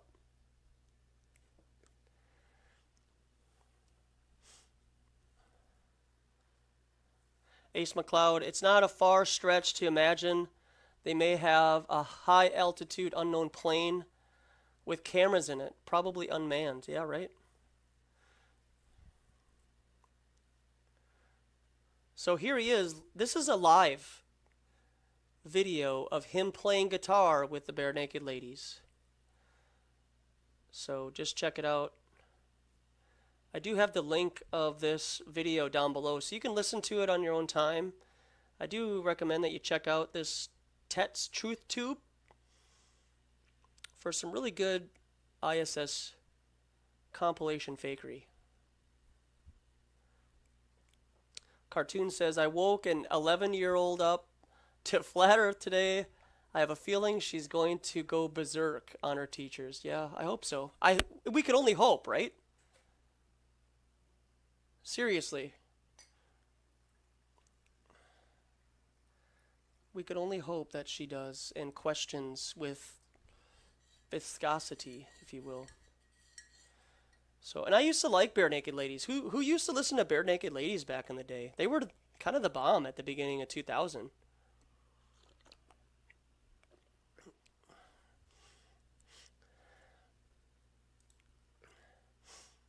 Bella says, we send them to space to eat junk food, drink floating liquid balls, and play music and games. And that's all the masses need. That's all they need. That's all they need to be entertained. Yeah. Cartoon says, I thought the Bare Naked Ladies thing was a joke. No, man. It's for real. Yeah, he's really playing. He's playing with them on guitar, and he's in sync with them. There's no delay. So where did the delay come from before? Come on, wake up! Out there, in the peanut gallery. Where is the delay with this song? A says, neatly pressed polo shirts, pleated wrinkle-free, stain-free slacks and socks. Dockers.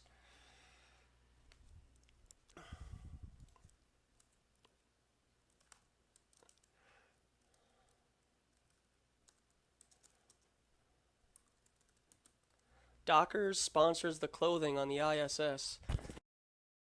Drutha says, did you see NASA announce an NFL draft pick from the ISS this offseason? No, I haven't.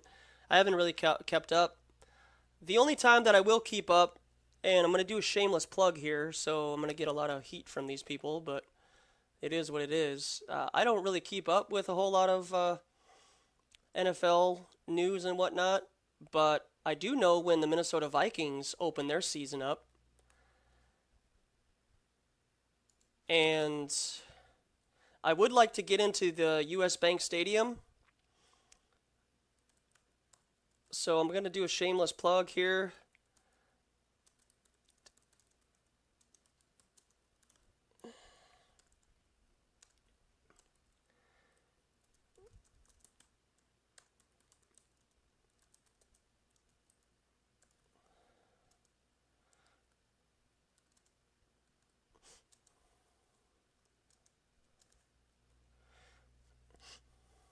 So there you go. I'll just spam it once so everybody knows. But what I'm trying to do, yeah, I did see it, Charm. I have seen it. Did you? If you want, you can come on the panel, Charm. I think I posted. I'll post my email again though. So if anybody wants to come on, I'd love to have you on. And Lewis Hackett says, I used to like the barely naked ladies until they started wearing clothes. Hey, Lewis Hackett, let's give him an applause. Cheers to him. When I was live at the University of Minnesota, he gave me a suggestion on to ask somebody. And I ended up sharing that question. He said, ask somebody if they believe that they live on a spinning ball in outer space, something like that. And I asked a girl on a bike, and she says yes. And then I presented her with a DVD, and I said, hey, this might actually give you some information that would sway you to believe that the earth is flat or something like that. And she took the DVD. She biked away with the DVD all because of Lewis Hackett. So cheers to him. Thanks a lot. How did that conversation go with P. Mars and Timmy Tim Tims? Hope it went well. Hope you didn't get flogged too much.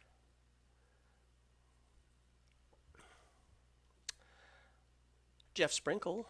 Hello, Jeff Sprinkle. Ace McLeod says people in space for a year should look like a crackhead. Exactly. But, you know, that's the thing, is they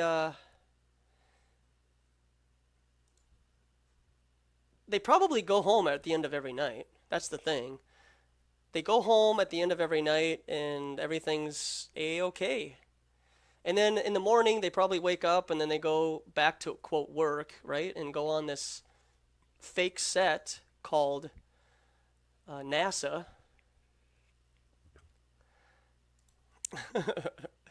And that's funny.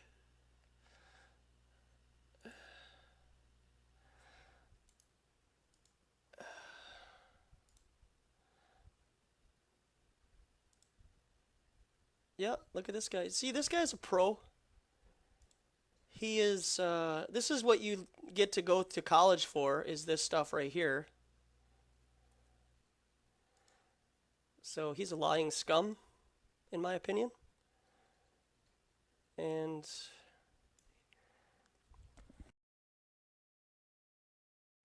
he will be eating worms when he gets older. And he passes on to the next life if he doesn't change his deceptive ways, deceiving my fellow human beings. And that's really what this is all about here, folks, is I want to just bring attention to this in a manner that is, you know, kind, and just give you options, give you the evidence, so then you can go about your business in your own time and seek truth for yourself, because I'm not going to be able to change your mind about a lot of stuff. And that's okay. You know, sometimes it takes your own journey to find truth. But I do want to give you an opportunity. Lewis Hackett, that was Steve Anthony's joke, but he's blocked. Well, I'll see about unblocking him.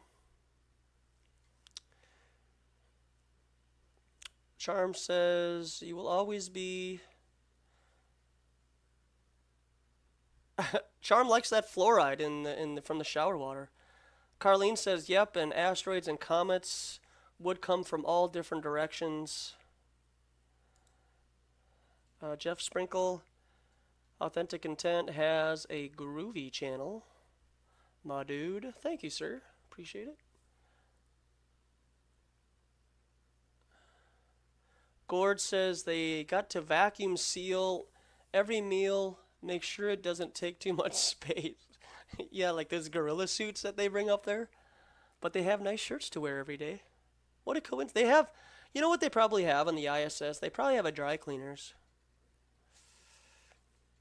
Langstruff says, my internet sucks. I guess I have to cut some branches blocking the satellite.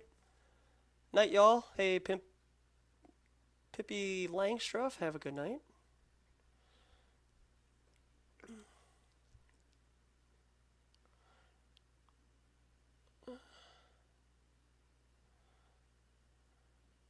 He looks like a failed musician. Missing link. Chris Hadfield. Yeah.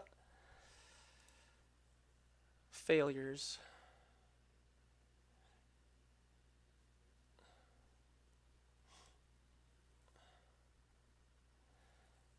That's my favorite song. I love the music, right? Let's see how it sounds.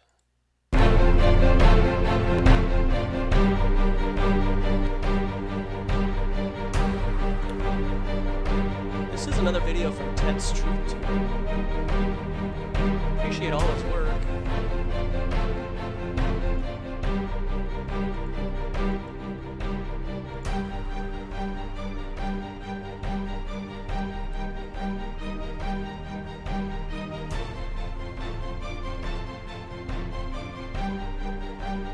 Yes, it is very intense.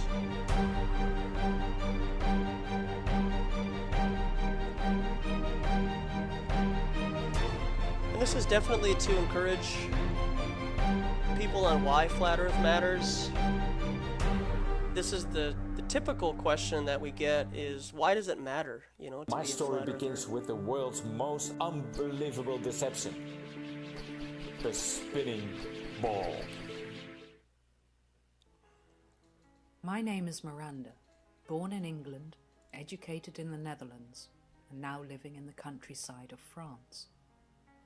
About 3 years ago, my world started to turn inside out and upside down. It still is in a way. The change in how I see the world started when I was bored out of my mind and had absolutely nothing to do. With the intent to challenge my brain, I picked up a book and read a specific collection of poems. Yet quite quickly I found myself falling down a very deep rabbit hole. To continue reading and understanding these poems, I had to make a radical decision. Either these poems were telling the truth, or they were just a literary expression of someone's imagination. After a long while, I chose the first, for reasons I will not go into now. Yet for months I struggled with the idea if I was either absolutely mad, or if there really is a God, and I was being confronted with his omnipotence through the words I was reading. These poems have brought me to a completely new perspective on the perception of time, self-identity, and really everything my eyes can and cannot see. And I started to really look around me as if I had new eyes. I was in awe of what my senses were telling me. I saw the sun passing over my head, and saw the moon in her different states. And I wondered about these lights, and I asked myself if I knew what they really were. It was the moon that really challenged my thought process, because I could not figure out why her light made the night so cold, and why her light was so blue. How could this be if she was reflecting the sun's light that was so warm and yellow? And I looked at the pictures of Earth taken by NASA. And I wondered about them too, because I was seeing the blue marble each time, but with the same continents being different sizes on every one of them. The more I looked into what the space agency was telling the world, the more I started to doubt the scientific story about the Earth. And at the same time, I was still stumbling about with my belief and faith in God. I've always considered myself as my own compass, even though my needle often points in another direction than what is commonly accepted. Yet I am human too, and I needed confirmation that I was not the only one that had questions about what was presented as reality. I did find confirmation that I was not alone in my silliness. And because God had also made an unusual entrance into my life, I was reading the Bible as well. It was in this book that I found reasons to question the insignificant spinning oblate spheroid in the vacuum of space. So many verses in the Bible pointed me to look at the earth as a level plane that is stationary and, until Judgment Day, immovable. So for a long time I walked around feeling like a complete lunatic, at least in my own mind. I couldn't find anyone else that thought the way I did. Since the beginning of 2015, I have followed the numerous developments in this flat earth movement with great interest. Even though I do not know where the circuit of the earth begins or ends, and I do not know the shape and substance of the firmament above me, God has brought me to watch this movement unfold. A movement that has made me finally lose my garment of lunacy and help me continue my endless questioning of the earth I live in and the people of it. A movement of bold minds breaking free from the bonds of worldly deceptions into the truth that is God. And I must conclude, the Lord is my rock and my fortress and my deliverer, my God, my strength in whom I will trust, my buckler and the horn of my salvation, and my high tower. Think of a child.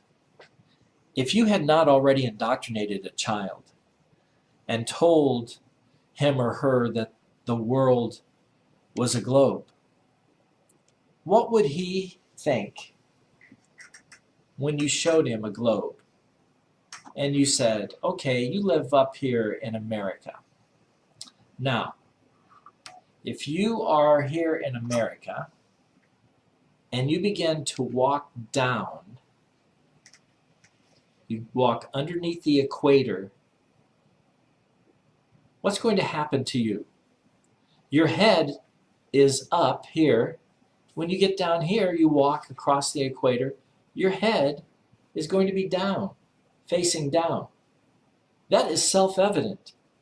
That is about the simplest proof that you could give anyone that we do not live on a globe.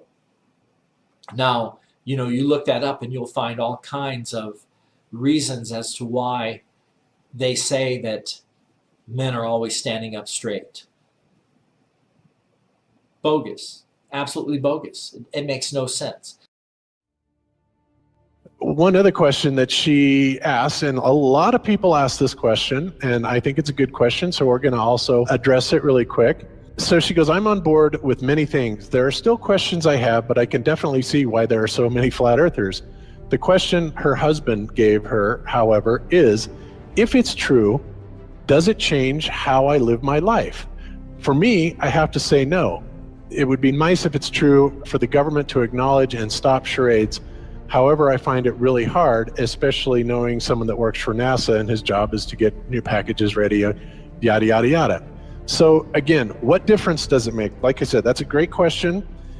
This is something that is not an easy answer because of the magnitude of what we're talking about here. How it will change your life, first of all, when you understand it, is dramatic, to say the least. Will it change you from having to go to your job every day and the things that you typically do every day? No.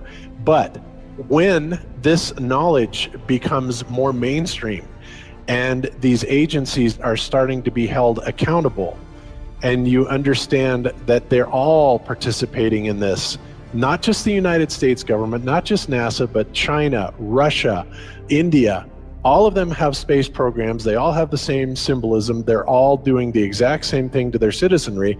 And the first thing you have to understand about this is that the deception goes all the way to the top. And when I say all the way to the top, you have to kind of get rid of the notion that the people at the very highest levels are working together. The people that control the world we're not against each other. There was never any such thing really as the Cold War. we're really not enemies with anybody else. This is all a facade that's being brought on for our benefit. But the people that are in power, that have all the money, the Rockefellers, the Rothschilds, the Morgans, the on and on and on, these are the people that literally run the central banking system, which of course has permeated the entire world. And any country that tries to get away from it, their leaders are quickly assassinated. It goes on and on and on. So you have to understand conspiracies a little bit to understand the magnitude of this deception.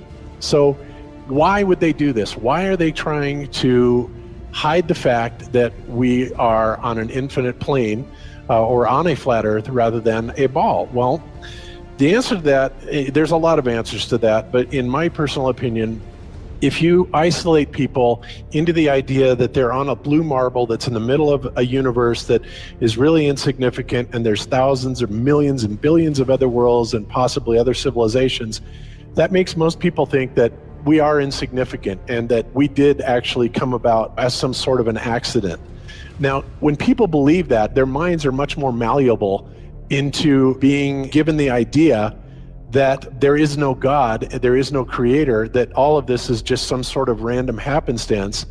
And because of that, that also gives the controllers this fertile soil to build other deceptions on. And it's all about control. Remember, it's not about money. Money is irrelevant. They print the money. Money is just something that you and I agree has value, but it really is just pieces of paper, right? These people are printing the money. They can print money all day long if they want to, and they do. So it's not about that. And it's not just about power either. It's about total control, mental, physical, spiritual, every way, shape, and form possible.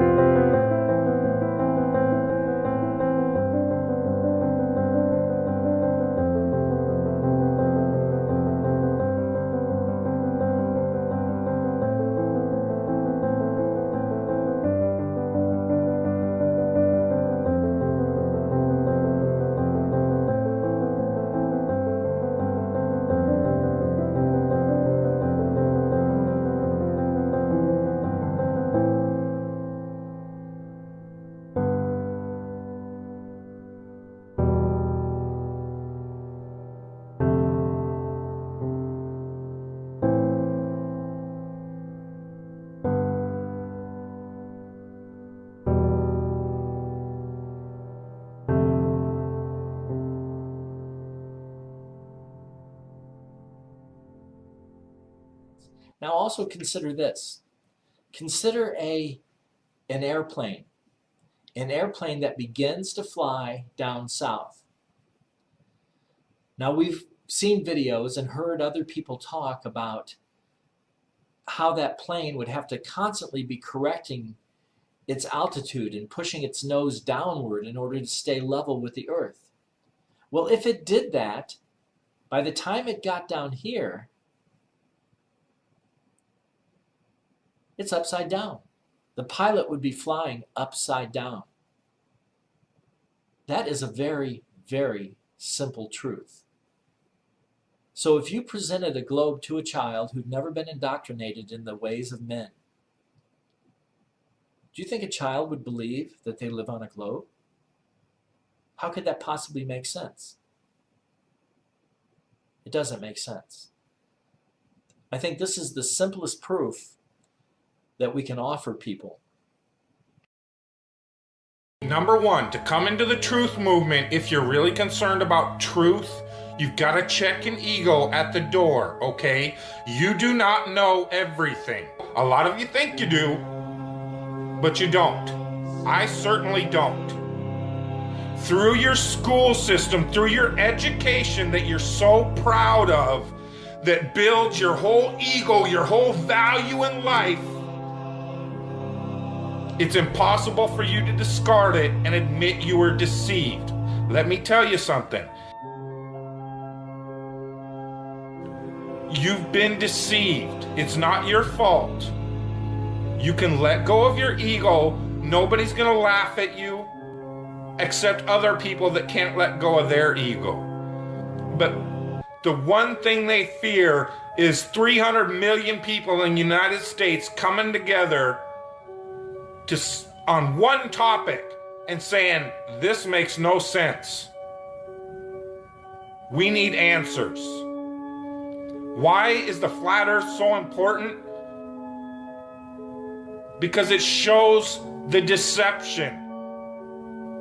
There are enough reasonable questions to create reasonable suspicion that we've been lied to. They can't afford to keep being asked.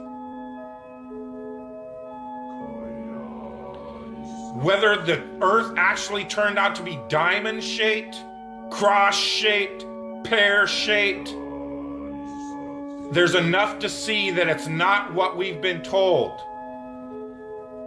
And once that is revealed, everything these governments have done becomes illegitimate. That is why it matters. And that is why they will do anything they can to keep us fighting, keep us distracted, keep us at odds against each other, just like the entire world. Government that truly has your best interest, your freedom at heart? Or does it sound like a government that wants to keep you constantly busy on paying attention to anything but what they're doing?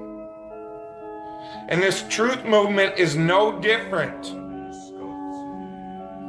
Because as soon as the topic starts going where everybody could actually make a stand and say, hey, wait a minute, this needs to be answered. This is a big one.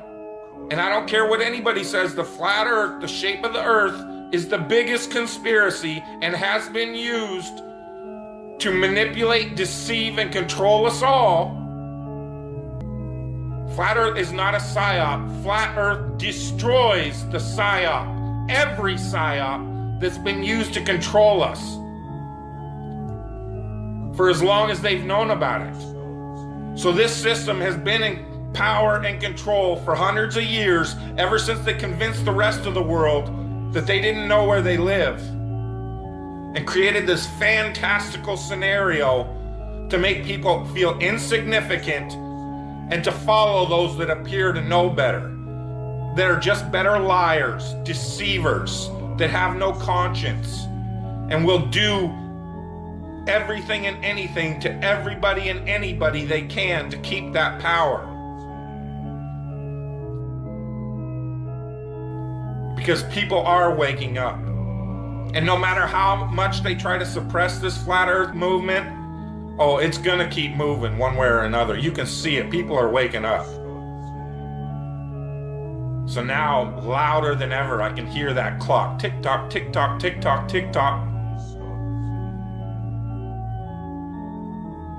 The control system. They have to keep indoctrinating you in schools, teaching you about everything and anything but where you live. Now they have to treat out all the money that was going into the educational system to control your mind isn't working anymore. People see how stupid everybody is. That is the failure of government. See, flat earth proves the failure of government, period. Because it's either deceived and lied and indoctrinated us all into a false system, or it's completely failed in making people realize if they really live on a globe, a lot of people don't see it. So your education system has failed now, hasn't it? In order to believe it, we've got to believe a bunch of math formulas that only a few people in the world can supposedly understand, and we've just got to take your word for it. Here in this age of all this technology where I can get on this phone, record this video, and send it out to the world, they can't seem to find a way to easily, simply prove to everybody on the planet where they live. It always depends on some formulas that the majority of the people don't understand. And again, the people that do understand it don't understand it.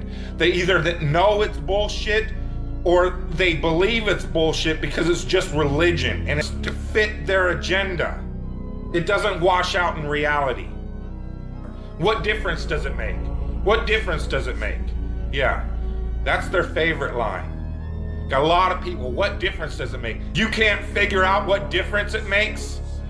If you can't figure out what difference it makes that the people running your world have fucking lied to you over and over your whole life, if you can't figure out that someone lying to you is trying to control you, why am I having to explain this to critical thinkers in the truth movement? Where you live, it's been a lie the whole time, and if everybody would just come together and demand answers, they would be in checkmate. They would not know what the fuck to do. They cannot prove it. They can't prove the globe because it doesn't exist. And so these bad magicians stage all this fakery because my love for you began from the day that I was born, and I've been lied to ever since.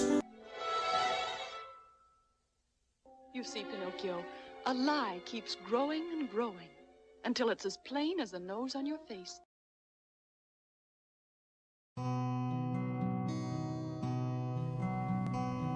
One of the saddest lessons of history is this. If we've been lied to long enough, we tend to reject any evidence of the lie. We're no longer interested in finding out the truth. The lie has now captured us. It's simply too painful to acknowledge, even to ourselves, that we have now been taken. Once you give a liar power over you, you almost never get it back.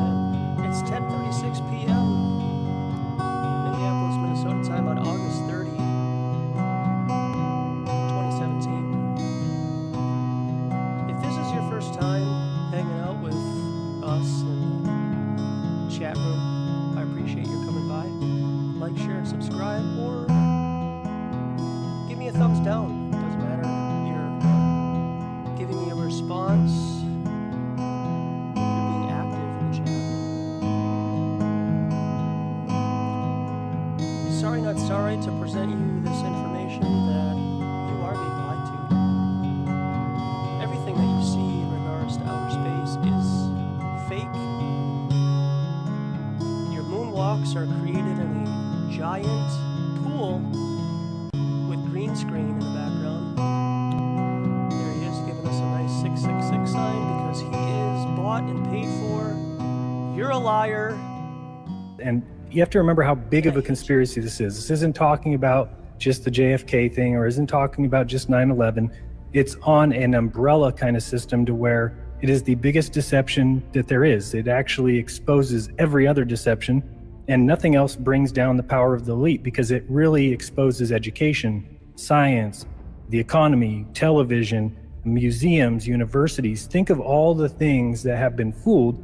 I feel worse for the people that are out there building satellites, the people that are out there actually working for these space agencies, the people out there teaching in schools as professors, because they would all come to the conclusion eventually, once this gets out, that they've all been contributing to the lie. And that's got to be the worst feeling that there is.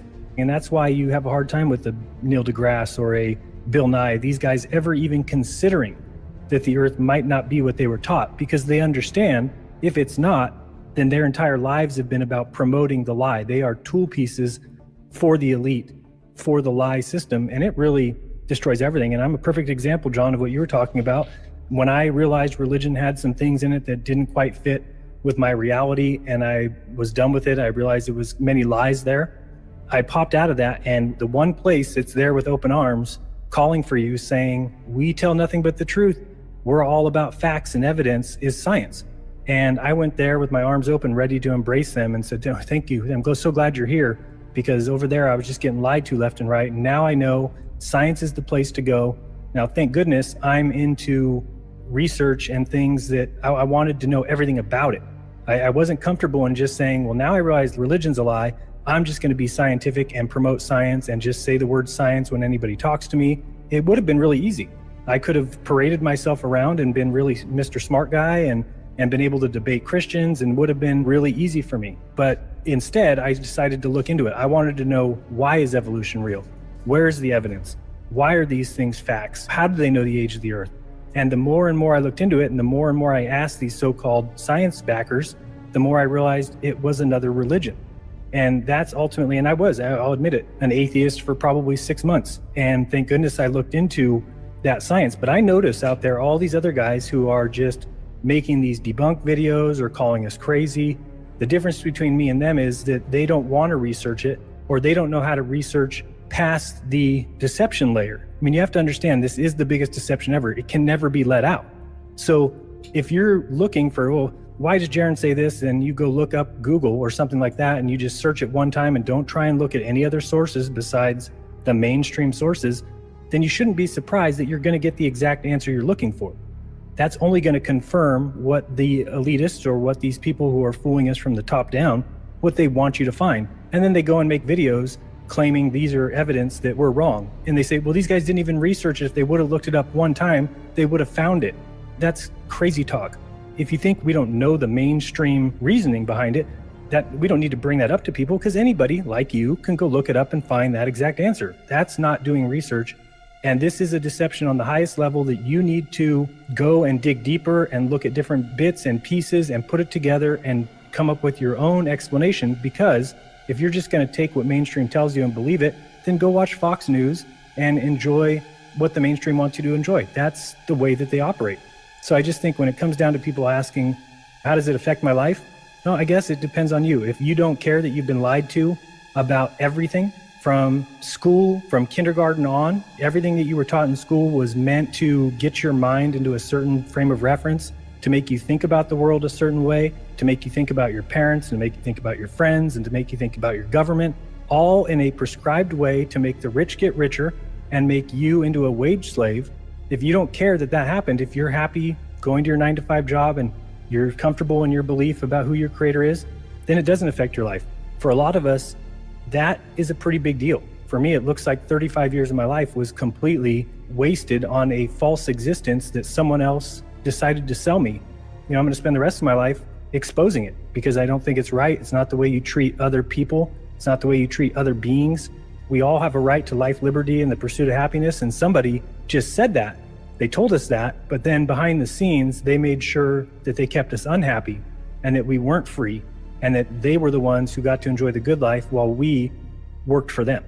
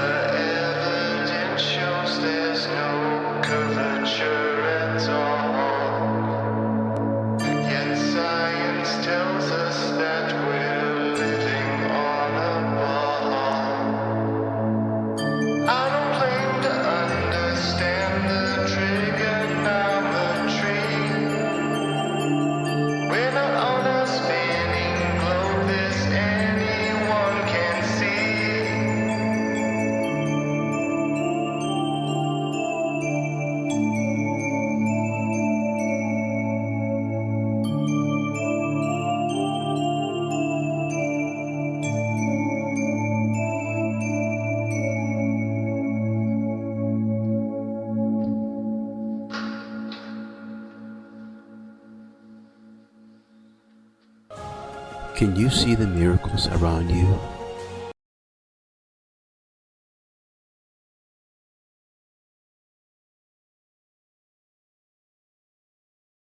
That engulf every living thing on the earth was created just for us.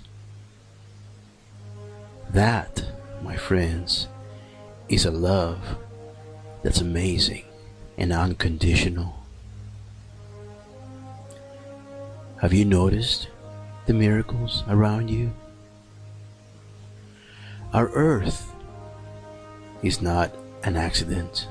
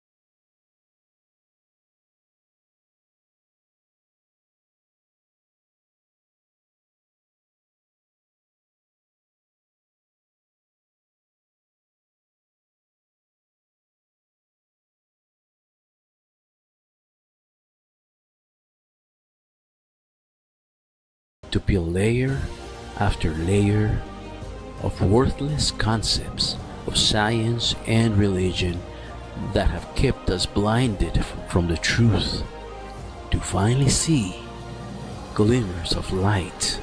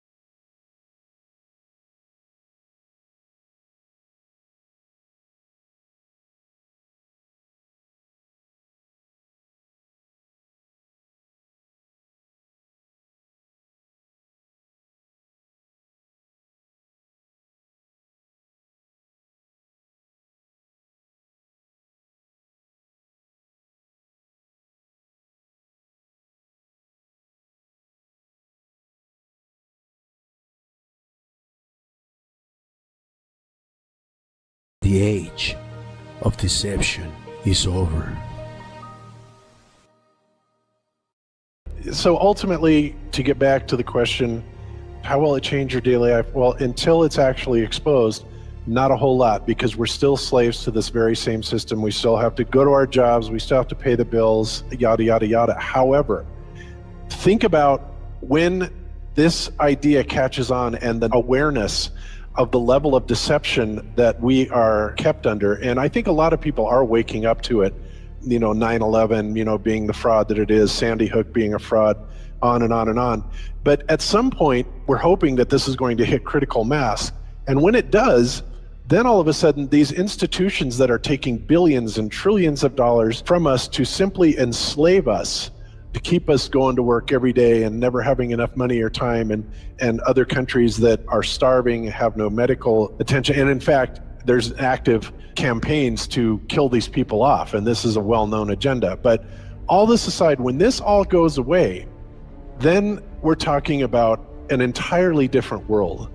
Then we're talking about the kind of world that would be, I dare say, more utopian. And that isn't always necessarily a good thing either, but let's just say that it would be a whole lot better than what we have now. If people understood that we are special, that there is a creator, and that really, when people come to this realization, we will start becoming more aware of the value of other humans and human life. And we don't look at people as, well, just because they're different from us, then they're wrong and they're funny and they're weird. We see each other as brothers, and we see each other as related in family, and we start respecting each other on a level that is due to everyone. And when that happens and we get rid of the governments that are enslaving us and the people above the governments that are controlling them, then all of a sudden we start looking at a society where we can start improving upon ourselves. We can start making our own technologies that will benefit humanity instead of the elite usurping all these technologies and using it for themselves against us. Like we can have unlimited free power and there's just so many things. I mean, you could go on and on and on and on about this, and you know, many people have researched this. But at that point, everything changes. Absolutely everything changes, because we no longer are living in a slave world. We're living in a truly free world where everybody is sovereign and everybody has much more respect for other selves, other people. So that's pretty much the answer to that question. So it is a big thing. It really is. You can't just brush it off as saying, what difference does it make? It's not going to change anything. Au contraire, not only will it change things, it will change things in it'll bring us to an entirely new paradigm, an entirely new way of life. This is how we will reach the stars.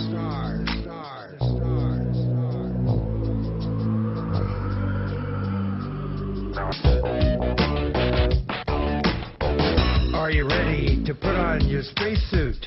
Strap in for the G-force liftoff.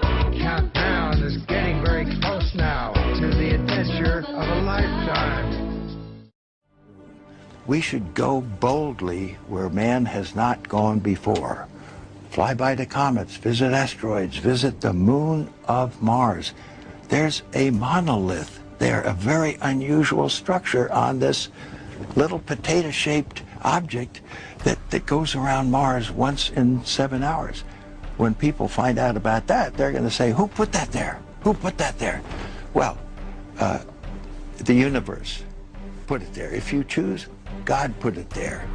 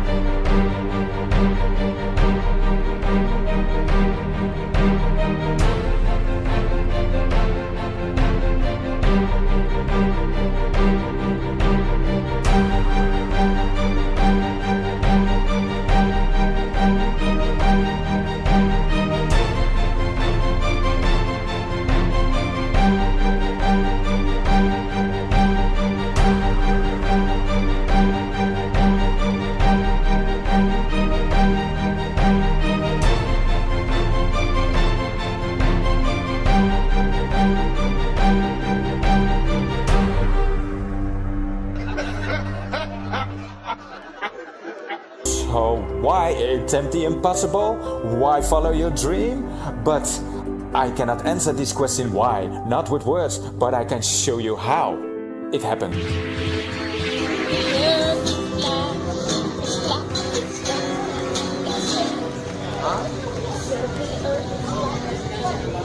The earth is flat. This what? The earth is flat. Okay. Have fun on the flat Earth! Research it!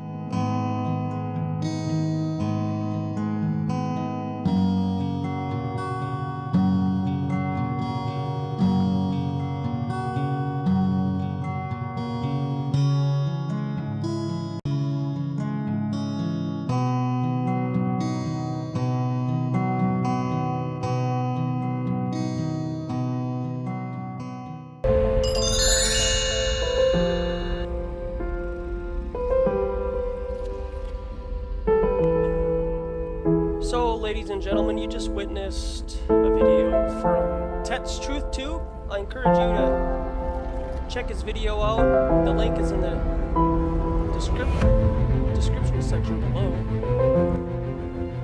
And I am Joshua, your host. Thank you for hanging out, everybody. Ladies and gentlemen, new and old to the Flat Earth movement. If you are new to this, as you can see in the chat room, we have many detractors, people who hate the idea of truth and everybody being on the same plane, and it's unfortunate. I hope that it doesn't dissuade you from joining forces with us against the establishment. I hope that it encourages you to check out the idea of the Earth being a flat, motionless plane. I have many detractors on Facebook. When I first initially put up my billboard, there's so much hate with the billboard. And hey, that's all right. I welcome it, because if I didn't have hate, then I probably would be doing something wrong. So as we move forward tonight, I invite you to grab a cup of coffee, maybe a snack, if you will, and I invite you to check out this picture right here of the billboard that through funding and crowdfunding we were able to put up. So how do you like that? That's in Minneapolis, Minnesota right now. How do you like that, establishment? $1,200 of your fake money put up a billboard to tell folks that the Earth is a flat, motionless plane. How do you like that? How do you like that use of your money, Greenspan, Fed Reserve? And I'm going to keep pressing forward, too. This isn't the end. This is only the beginning. I will be campaigning, if you will, protesting, voicing my opinion and disgust on the soil of Minneapolis, Minnesota, all winter. So this is just the beginning. Even through the times when it's cold outside, I'll be outside of my state capitol building, of my Federal Reserve Bank. So this is just the beginning, and I hope everybody enjoys their time. We're going to take a musical interlude here, and then we'll hang out some more. So stick around. I appreciate everybody just hanging out in the chat, and thumbs up, thumbs down. I appreciate Tet's Truth Tube for presenting us with our last video, and his braveness to compile all the fakery done by NASA, the ISS, and our governments lying to us with actors who sell out our human race to give us fakery. Enjoy.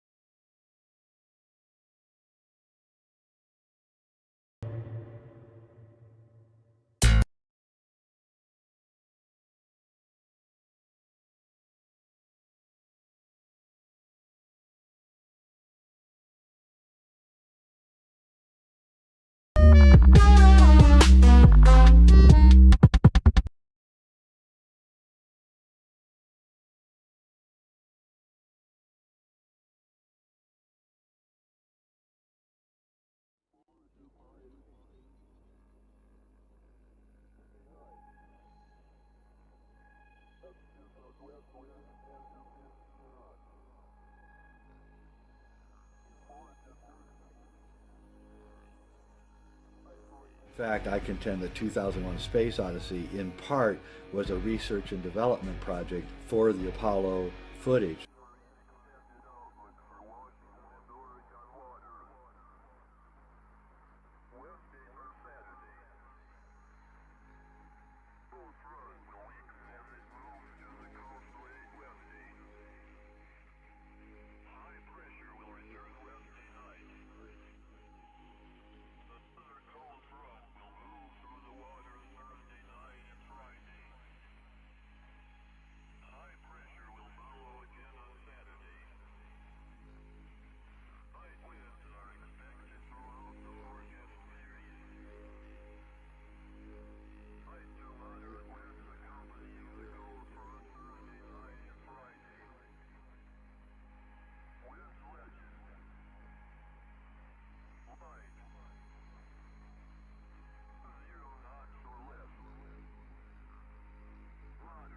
Just saying that what we saw was faked and that it was faked by Stanley Kubrick.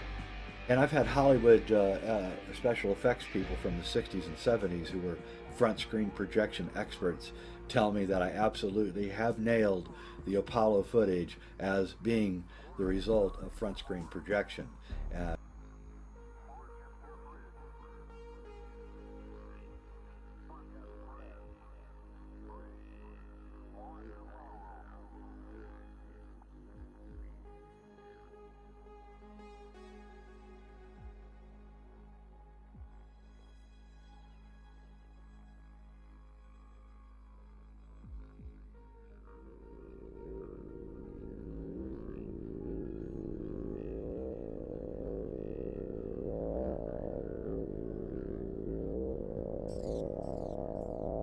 We are looking at a phenomenon now called color banding, and I've taken this all from Apollo 16 footage. You can see that every time something goes by the camera lens quickly with any pace to it, it gets this colored banding on it. And that goes for shadows as well. I'm going to slow it down here so you can see when the shadow is created, the colored banding happens, and that's a freeze frame of the color banding around the shadow.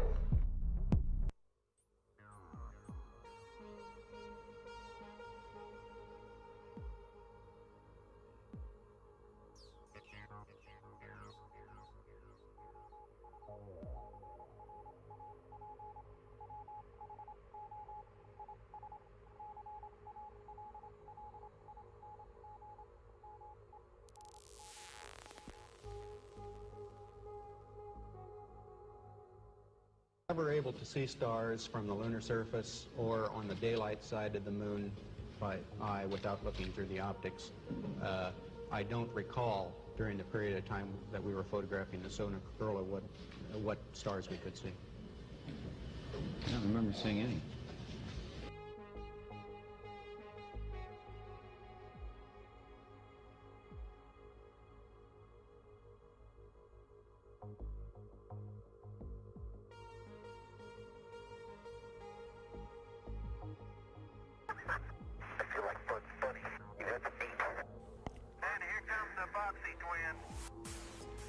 You're pretty agile there, Twinkle Toes. I'm going out for the ballet when I get back. You learn another line of work up here. While you're bouncing around there, you might keep an eye out for nearby craters. You sometimes seem uncomfortable with your celebrity, that you'd rather not have all of this attention. No, I just don't deserve it. But look, how many people have walked on the moon? 12?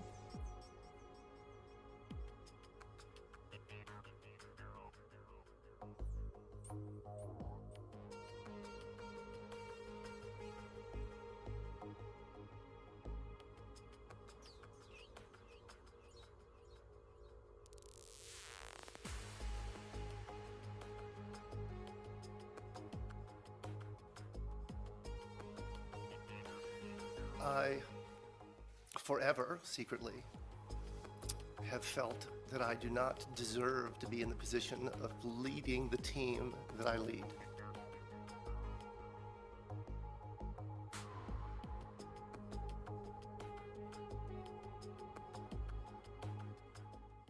Leo Enright from Irish television, coordinates. for the landing that go down to something like 5 decimal points. I just wanted to confirm with you that you do have those sort of coordinates. And am I reading those coordinates correctly when I see that it looks as though you landed within 500 meters of the skirt around the mountain? That, I mean, you're really very close to the mountain at the closer end in the landing ellipse, and possibly within striking distance of the phyllosilicate trench. I can't confirm that. My estimate, I'm looking for somebody, yes. There's somebody in the audience here who has that in the tip of their noggin. We should have soon that estimate. Adam, tell us about the landing. All right, Greg. I can't tell you too much about it. I mean, it looks good. I'm being a little flip. In short, it looked extremely clean. I have to ask you, what kind of file type? Can you tell us about the image file type and compression that was used to send this very important couple of thumbnails back from Mars? Yes, unfortunately, I absolutely cannot. If Justin Mackey is in the room, or there's a couple other people on the team who'd be able to whip that out quickly, but I couldn't tell you. Sorry. Largely by my good friend Miguel San Martin, who's somewhere out there. I hope. Our powered flight appears to have been excellent. If my good friend Ben Toma is in the house. I would expect someone who's the lead engineer on that project to know every single minute detail about the file formats, the software, everything. He should, and it appears to me that he knows nothing. It is very strange when you listen to what he says. And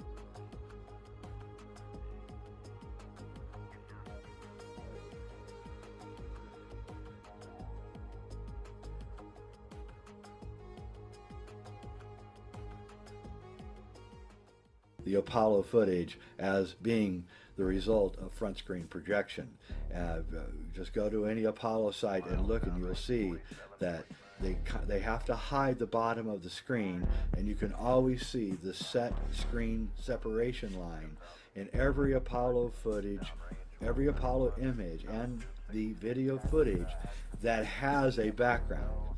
And Richard Hoagland, the researcher, has looked into the Apollo imagery, and he has found all sorts of problems with it, because in the sky around the astronauts, reflecting lights and refracting things and kind of a junk and geometry and things that are in the sky.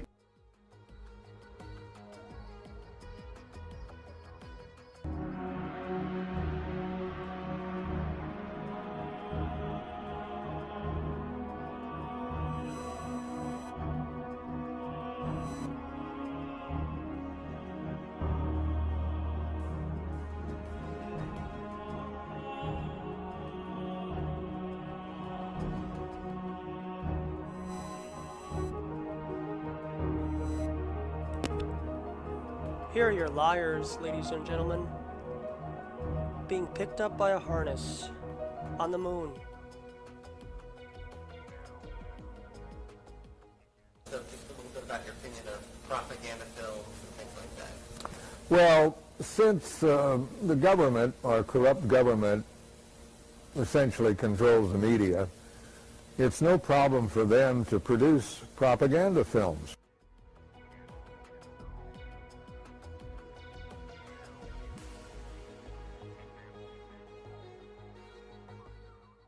So to summarize, what American citizens are confronted with is this enormous propaganda machine. For example, the U.S. Air Force has the largest movie studios and more equipment in San Bernardino than any studio in Hollywood.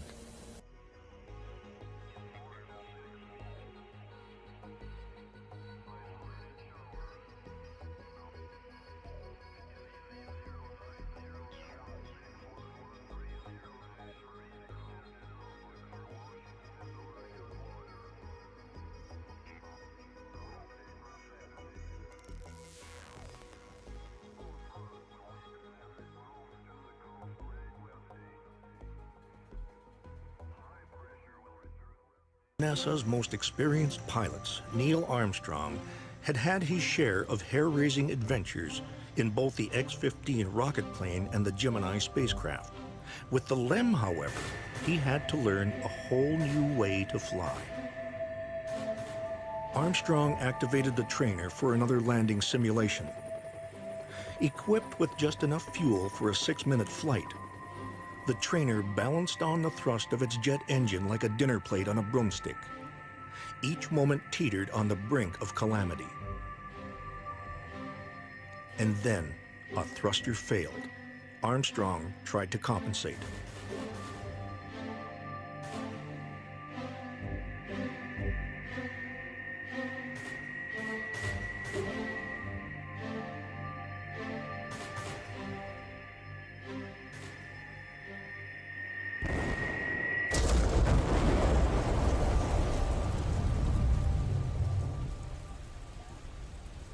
Armstrong pulled the ejection ring at the last possible moment. Apart from a bloody tongue bitten on impact, he was unharmed and anxious to climb back on board. But you know what? I don't think people landed on the moon. No human being ever since the Apollo astronauts has gone more than 400 miles up. That's about right, yeah. That's ridiculous. 260,000 miles there and back, and the best they can do since 1972 is 400 miles? Yeah. And now, while you're saying it's ridiculous because you can't believe it, I think it's ridiculous because I can believe it very well. But it's not like they're not spending money. And they keep talking about going back, but they talk about going back in 2020. Why go back in 2020 when you could just... That's the other problem. They don't have the telemetry data from the Apollo 11. Isn't that like the most important data? Isn't that like the most important thing? A huge technological achievement. They landed a man on the moon, brought him back, and they're missing the telemetry data?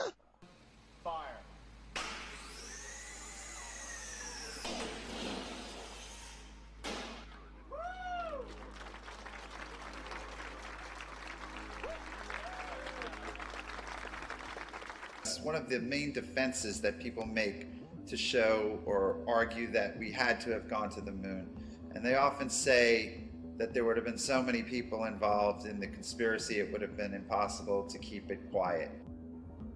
The only people who would have known about the hoax would have been those on a need-to-know basis, and that would have been very few people. You have your astronauts, you have the people filming everything and building the locations, and you have the people authorizing it, and that's it. Everybody else would have been doing their one task in the line and sequence of events that they were responsible for. And this segues into another defense made by people who believe we went to the moon, and that is, why didn't NASA have them do things over after they made mistakes? And the reason for that is that this was live, and not everybody was in on it. And those hundreds of people you see at Mission Control, they're not in on it.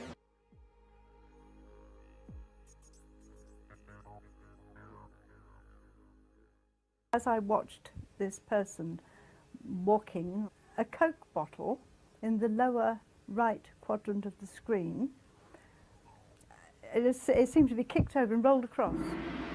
And for me, that was just astounding, and I exclaimed aloud at the time, it's a fake, it's a setup, they're not on the moon at all, look at this, it's a Coke bottle. And they were going to broadcast the same film again in the morning, and I phoned several of my friends, did you watch, and they hadn't, but they were going to watch in the morning. And I waited, of course, to say, well, did you see it? But it didn't happen. I watched the second telecast. There was no Coke bottle, which led me to believe at the time that it must have been edited out. I was convinced it was fake, but why? Why it should be faked?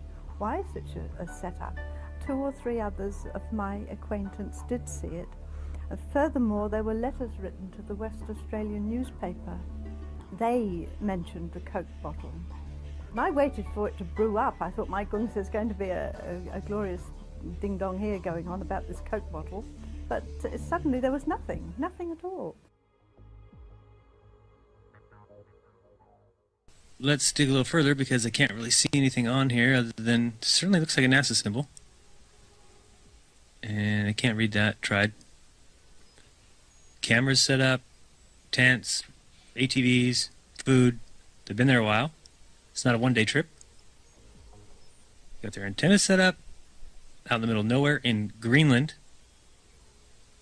Another ATV, a leveler equipment.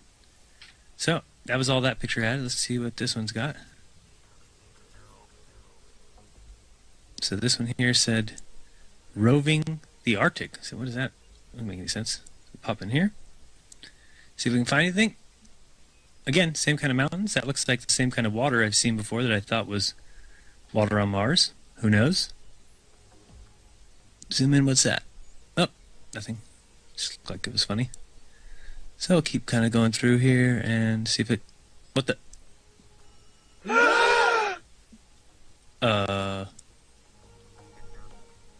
Yeah. So... And to be very truthful, I do not recall what that secret was.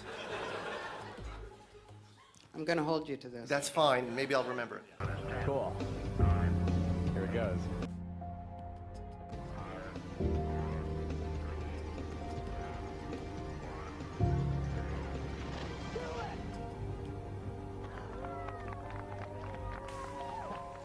It was there, and then it was totally not there.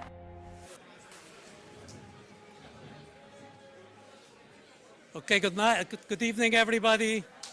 Okay, a serious question. A little more than 48 hours ago, you told me you would tell me a secret. Once Curiosity landed. Can I have my secret? Yeah, what was this?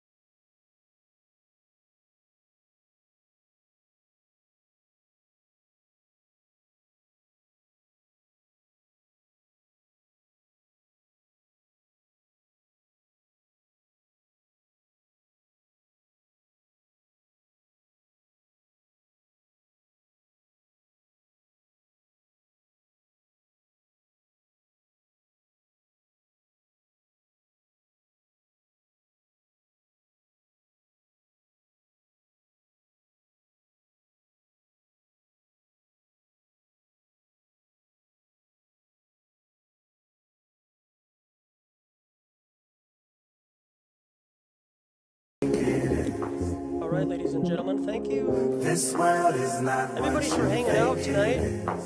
Oh, oh, this world is not what you think it is.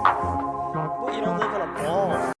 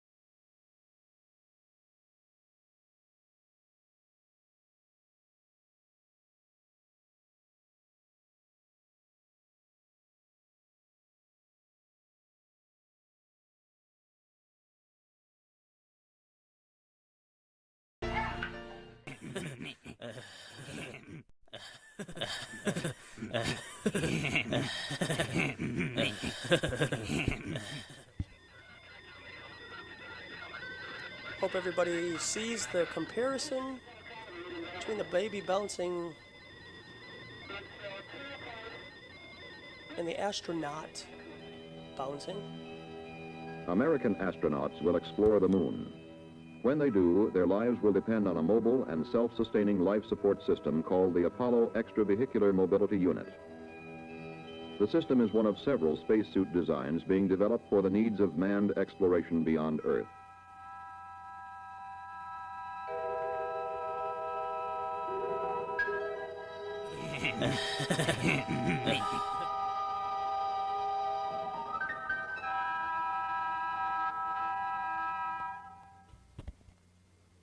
To better understand the purpose of a lunar spacesuit, let's let our friend Andy Astronaut demonstrate the hazards lunar explorers will encounter. If Andy were to step out on the surface of the moon without a spacesuit, this is what would happen. In the near vacuum of space, the gases within his body would immediately expand. His blood would appear to boil from the rapid expansion of gases coming out of solution in his bloodstream. Andy would soon feel the effects of another condition of space, lack of oxygen. After 20 seconds in a vacuum and without oxygen, Andy would be trading in his astronaut wings for a more permanent variety.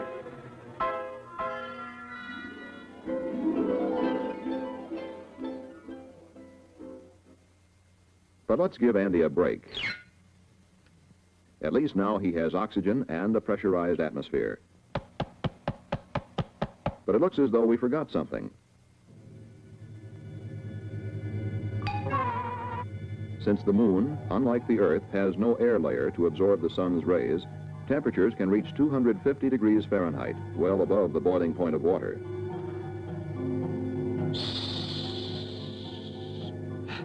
There is also the problem of heat conduction. The soles of ordinary boots would provide scant insulation from the heat of the sunlit lunar surface. But that's not all. In addition, glare, infrared radiation, and ultraviolet rays from the sun could permanently damage Andy's eyes.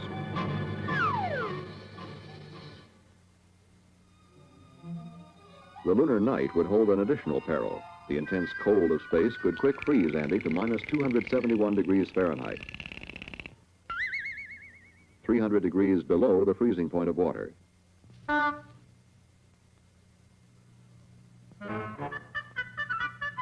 Sorry, Andy, there's still another danger, high-velocity micrometeoroids.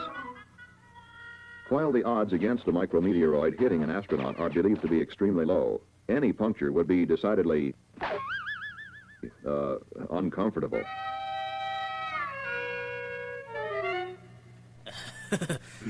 The Apollo Extravehicular Mobility Unit, or EMU, has been designed to protect astronauts from the hazards we have just seen. A portable life support system carried on the back, and a thermal micrometeoroid garment. The constant wear garment will be worn by Apollo flight crews during all non-extravehicular portions of lunar flight. The cooling garment will be worn under the pressure garment to carry off the astronaut's metabolic heat.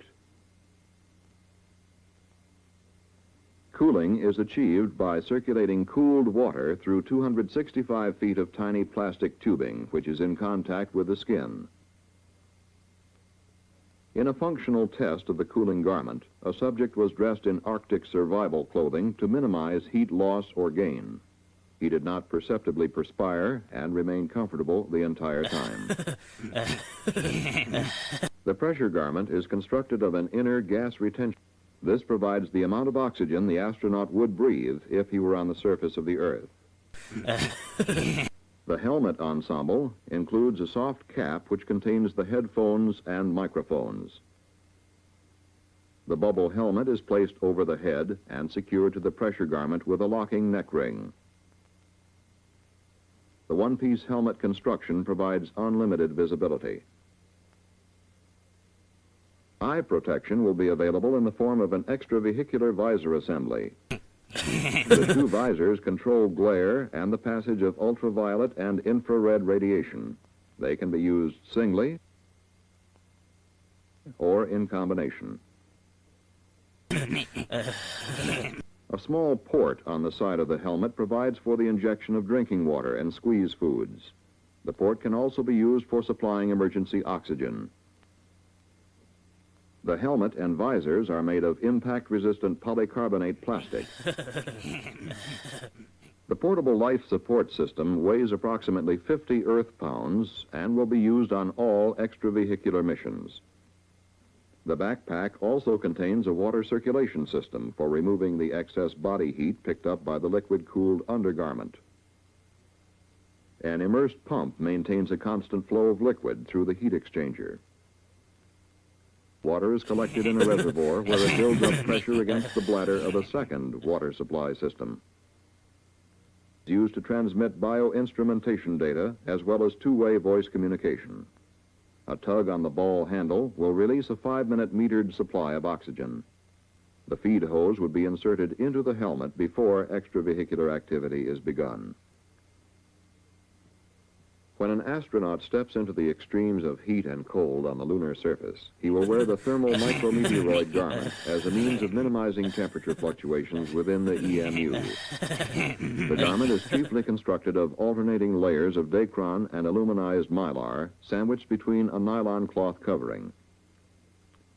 Tests were conducted with the garment to evaluate its use with the EMU under simulated lunar surface conditions. The EMU assembly was placed in a vacuum chamber equipped to simulate the cold, solar heating, and infrared radiation of the lunar surface.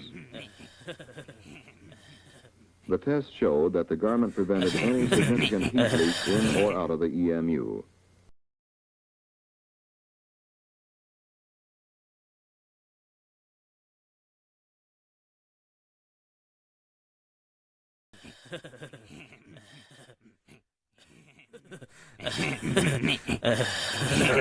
Now this is the most interesting thing, Frank.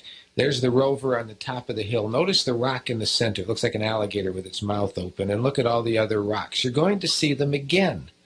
God, you're just beautiful. That is the most beautiful sight. Note the rover on the top of the hill. Today they were headed a little over 4 kilometers south to climb their rover up the side of Stone Mountain. Man, we're really going up a hill, I'll tell you. Their first station, a crater 700 feet above their lunar module. And there it is again, Frank. The same mountain, the same alligator rock, different time, different day, no rover in the background. This has to be your biggest embarrassment. This was a stage set somewhere in America. Isn't it, John? It's absolutely unreal. They should have caught this, but they didn't. If there's ever proof that you faked all of this, this frame alone would do it. Shot somewhere in the American desert. It's all showbiz. This appears to be high noon on the moon, 250 degrees in the sun. They should have cooked and baked inside that limb. And Eastman Kodak told me that film melts at 150 degrees. None of the film taken on the moon at this type of temperature should have survived. It should have been crisp like in an oven. Visit the moon of Mars. There's a monolith there, a very unusual structure on this little potato-shaped object that goes around Mars once in 7 hours. When people find out about that, they're going to say, who put that there? Who put that there? Well, the universe put it there. If you choose, God put it there. Maybe. Just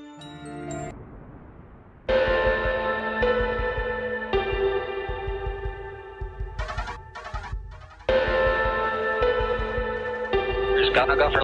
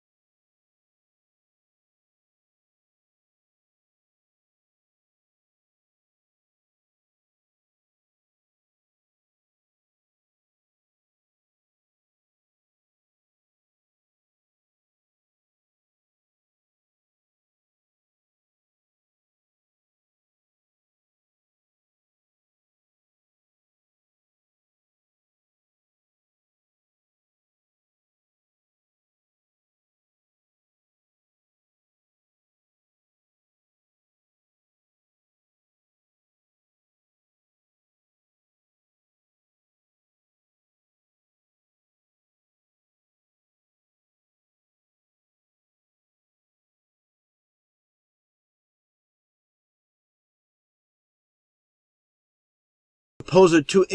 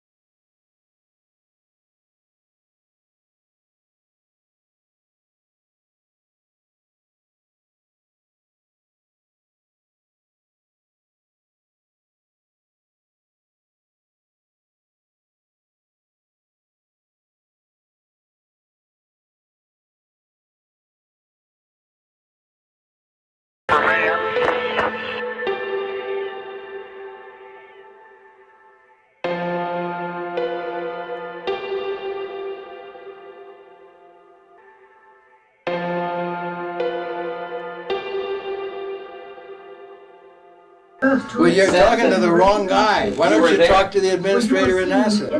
We're passengers. We're guys going on a flight. We're not. We copy that. We cannot believe you are on the fucking moon. Repeat, cannot fucking believe it. Over. The moon, for Christ's sake. The moon. Over. Right. We've been unable to track it down. I mean, we don't know where this telemetry data ended up. Or zero G.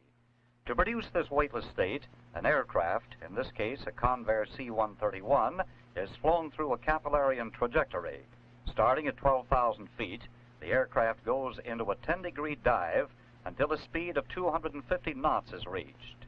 After a pull-up at 2.5 G, a 35-degree climb results in 15 seconds at 0 G. The maneuver ends with a 35-degree dive and pull-out at 10,500 feet.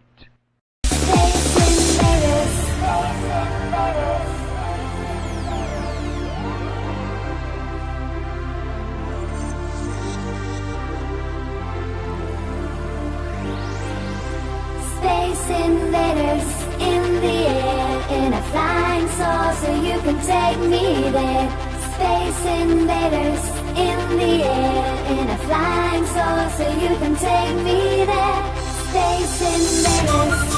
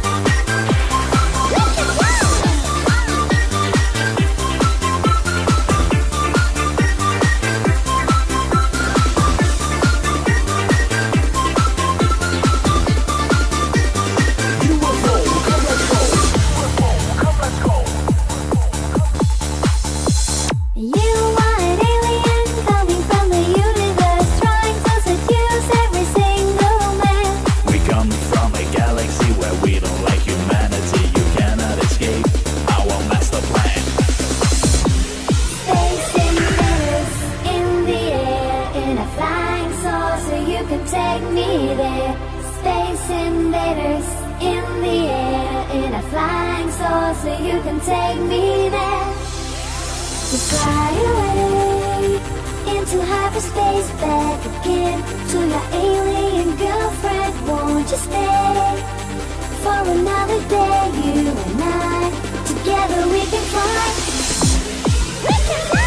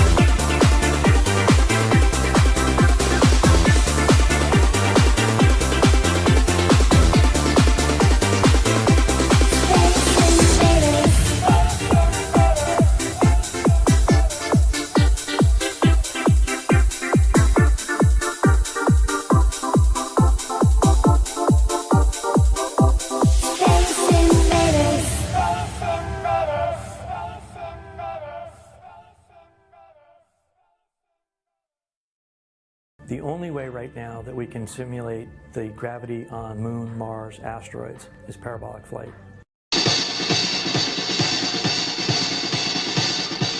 When you're standing on the moon, the world doesn't look so big. Isn't it a beautiful planet? And full of different people and places. It's a pretty ball, sort of a big blue marble. A window that has a view of the Earth, and it's filled up with a TV camera. If the window was completely filled up with a TV camera, as he stated, then an astronaut's arm would not be able to get between the camera and the window, as it obviously does here in this outtake. South America becomes invisible just off beyond the Terminator. Here is the diffused work light that they used to see camera controls, but not throw light onto the spacecraft's wall. Here they remove part of the crescent insert.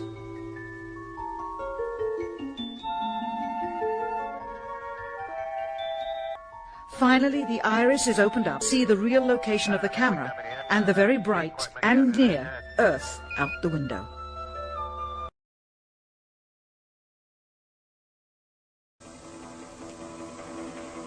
For 30 times he saw the Earth rise over the horizon of the moon. 12,000 miles of twilight.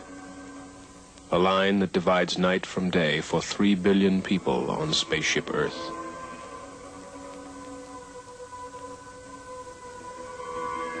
It is good to see the whole Earth. To see the Earth whole.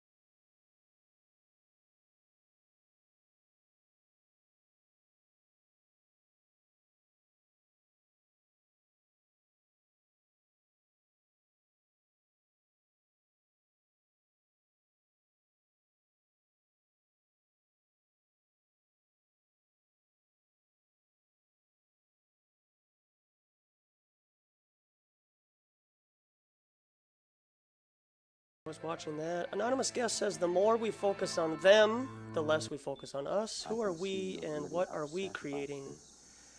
Well, I do want to... Look at this guy. I do want to be somewhat aware of what the enemy is doing. I don't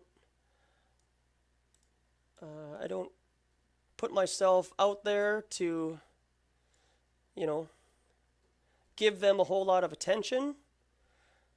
But I do want to make sure that at least I feel like I'm in a spiritual place where I can handle that type of imagery if it has to do with the types of people that we are up against right now. I certainly don't recommend anybody going out and searching for that type of topic. If you're not spiritually ready for it, it can be very disturbing. And it might lead your mind or your dreams to a place that you're not ready to go. So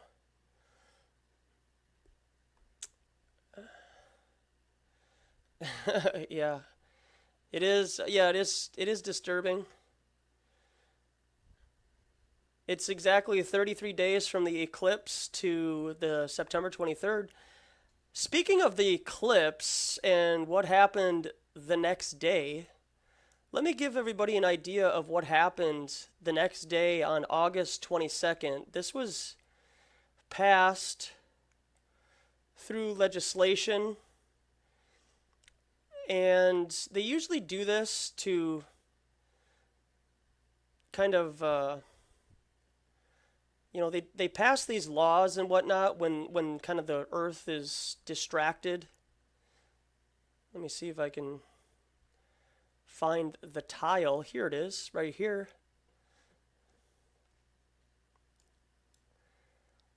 Trump signs bill into law allowing warrantless searches in parts of Virginia, Maryland, and Washington, D.C. This text was buried in the latest bill. This was passed on Tuesday, August 22. I do have the link below so you can check this out. If you Google Trump signs bill into law allowing warrantless searches, something along those lines, type in warrantless search, Trump bill. This was passed clearly above, during the last, the 2 days that the eclipse was going on, so the 21st and 22nd when everybody was getting all hype about the eclipse. And this is what usually the establishment does, is passes laws when everybody's distracted. Did Congress pass and President Trump sign a bill that allows warrantless searches of homes without hardly anyone noticing? The answer is yes. So you can take this for what it's worth. A bill that will allow homes to be searched without a warrant passed overwhelmingly support by the United States Congress and signed into law by President Trump, and it happened with no media coverage and very little fanfare. So if you go down and you scroll, you'll see why this was passed.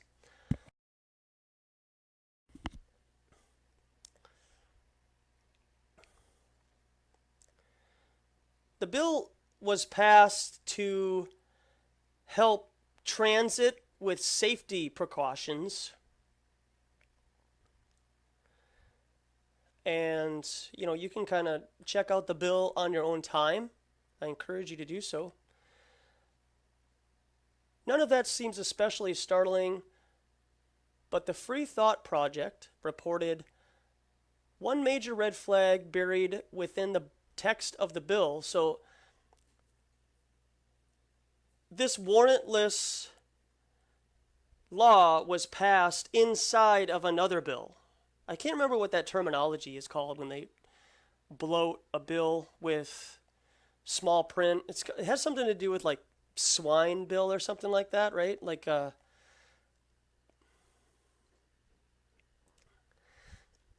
Can't remember what it's called. Under the Ether. Good to see you. Thanks for coming by today. The authority to enter property near the metro rail system without limitation and without a warrant for the purpose of making inspections, investigations, examinations, and testing. So, kind of sounds similar to being able to go to Antarctica, you know. Yeah, you can go to Antarctica just as long as you go with us, the establishment, and you don't go any further than the red tape will let you. So, we as civilians can't go down to Antarctica without authorized notation for such a trek. And apparently, if you live near this metro rail system, your house is open to investigation. Have companies. So, I thought that was pretty interesting. This was a couple of days ago, the beginning of this week. Or actually, probably last week, right? We're already like almost a week. Yeah. Wow, it's already been a week and a half since the eclipse. So it's been that long already.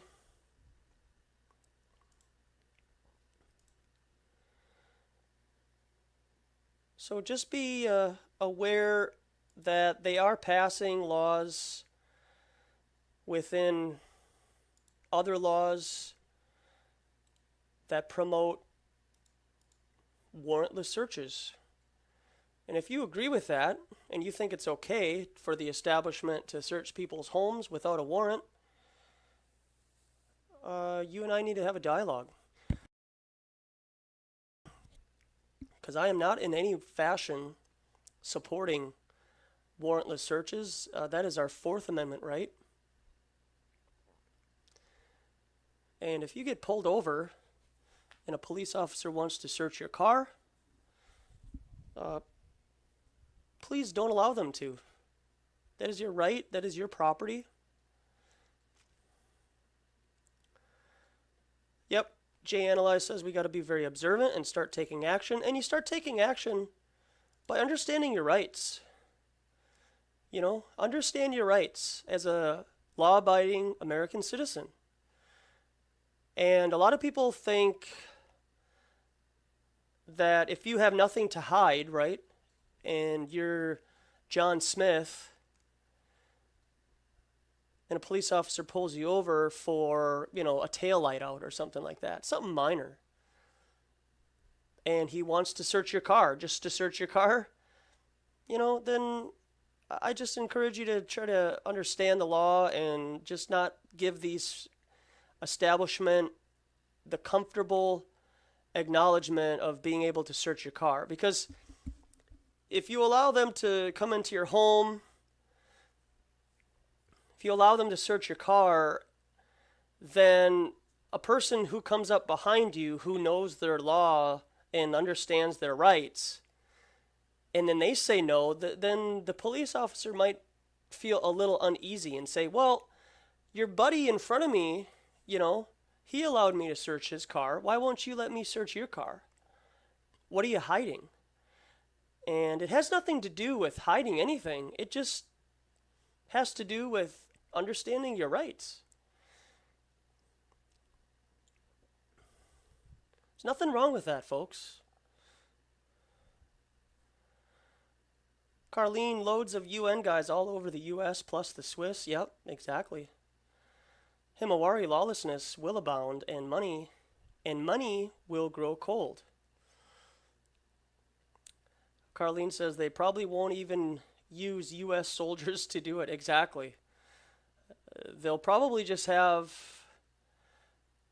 you know, a lot of people rumored to say that there's Russian police officers out there, because if they're not native to the United States, then it's easier for the establishment's pit bosses to push us around.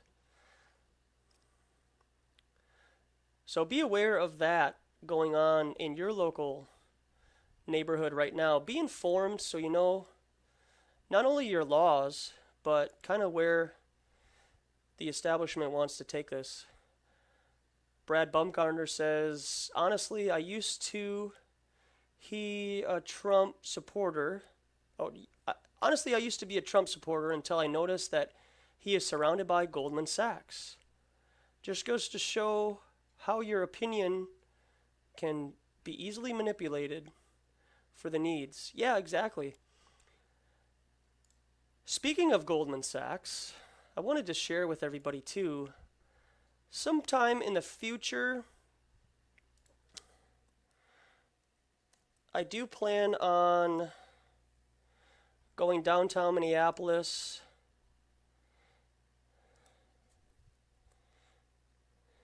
and going to this place. So sometime, establishment, be ready. I would love to talk to this guy here. This guy is named 𝐀𝐮𝐭𝐧𝐭. 𝐀𝐮𝐭𝐧𝐭 is the current president of the Federal Reserve Bank of Minneapolis. This Federal Reserve Bank is in the 9th district of the 12 districts covering the United States of corporate America. He began his duties January 1st, 2016. Him and I think 4 others who are running the 12 districts of the Fed Reserve banks are former Goldman Sachs workers. So thanks for bringing that up about the Goldman Sachs idea. This kind of brought my attention. He played a minor role in the 2008-2009 collapse. This guy's name is 𝐀𝐮𝐭𝐧𝐭, and I did do somewhat extensive work looking into who he is, and I plan on saying hello to him in the future. Don't know when that will be, but I am privy to who he is and what he's doing in my state of Minnesota.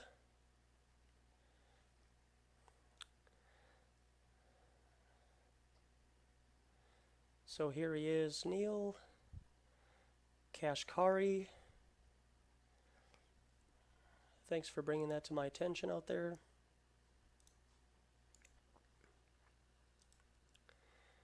Yeah, he does sound like a chump.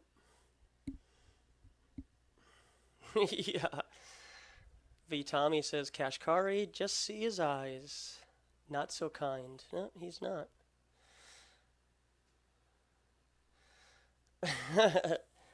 Brad Bumgarner, he certainly does.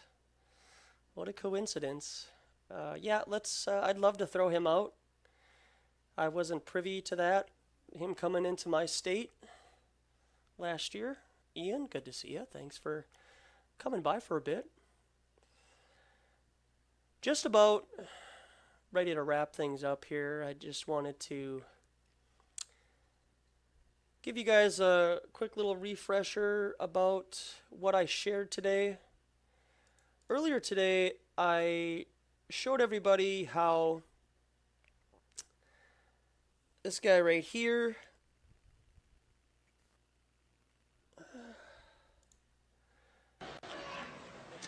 Good to be here. I'll tell you what. You know, I just went to visit my. This is Larry the Cable Guy before he became the redneck that we all have grown to love.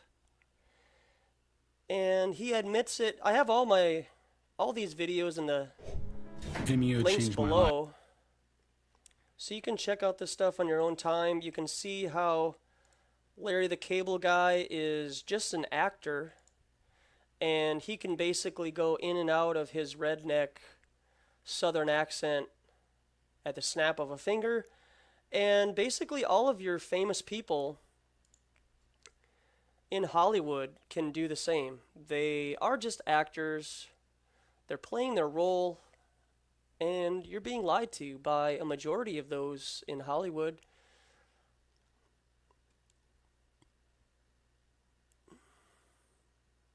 Brad Bumgarner says, I wish I had authentic intent as a teacher. I would have learned something in school. Yeah, well, I shoot from the hip. You know, I don't have a problem sharing the truth with people. I have many detractors already, especially on Facebook. As we speak, I have people coming at me, doubting a lot of what I present. And all I'm doing is challenging the narrative. You know, I'm just trying to bring light to a very dark tunnel. The lies need to stop, and I hope that you can, in your own way, bring truth to this movement also. Present these ideas to your friends and family. I know it can be difficult to talk about these controversial things because everybody just wants to have a good time and not take life so seriously. Earth Pond. The billboard is CGI. Of course it is. The best part about this is knowing that people are waking up and they are starting to feel uncomfortable with the presence that at least I'm giving. And I hope that I can encourage others to progress in truth and have courage to share this information with coworkers, friends, and family. I know that talking to coworkers might be a little sketchy because word of mouth gets around and you might lose your job. And they could figure out a way to kind of usher you out of your job. So, you know, use your own discernment on whether or not you want to share this type of information at your workplace. But I did want to share, since I can, let me step away for a second here and show you something that I'm really encouraged by, that I'll start doing once I get offline with everybody here. I got these yesterday. 100 DVDs. So hope you all can see that. There you go. So we're locked and loaded. We got 100 DVDs, and then to get a little professional on the bit, there you go. I got DVD labels, so I appreciate the contributions to the channel. This is where your money's going. Those who have contributed to the Authentic Intent channel. Both of these combined were about $50, so I ordered these off of the Beast System, Amazon.com, and here they are. Look at all these. 100 DVDs to wake up the masses with 9/11 truth, flat earth, vaccines, and so on. And then I have, of course, DVD sleeves to put the DVDs in, and I still have a bunch of my Authentic Intent cards. So I put those inside also, and this is for everybody out there. It's not just for me. All of these go to a good cause. I have about 5 hours of flat earth content that I can put on these DVDs. I have about 4 hours of 9/11 content that I put on these DVDs. So if there's any suggestions, you got links out in the chat room that you think are good videos that you feel the people out in the public should see. I'll give you my email address in the chat, and then it's also in the description section below. So if you have anything, yeah, Himawari, 5 hours. These DVDs are able to hold 4.7 gigs of information. So it's good to have that as an option for people instead of like giving them my card or giving them just telling them to watch a video or something. Giving them a DVD is great because then they can just plug it into their laptop or put it on their smart TV and boom, they have that. So Under the Ether says no planes, of course.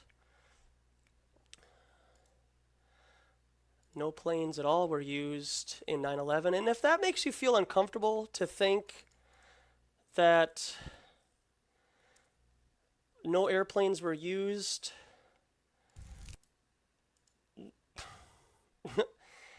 that's a big rabbit hole. And here is the video that helped wake me up to that.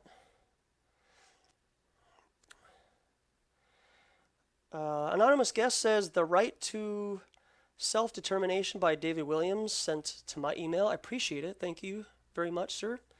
September Clues is in the links below also. That will help your better understanding of what was done on 9/11. I know that there's a couple more weeks to go.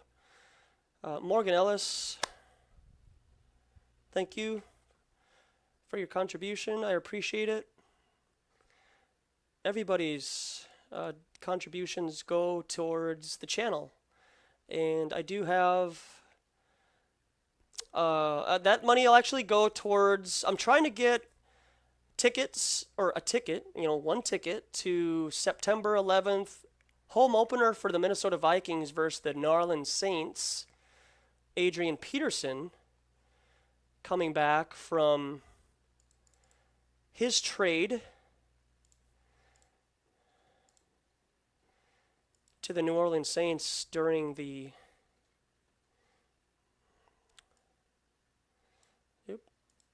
off season.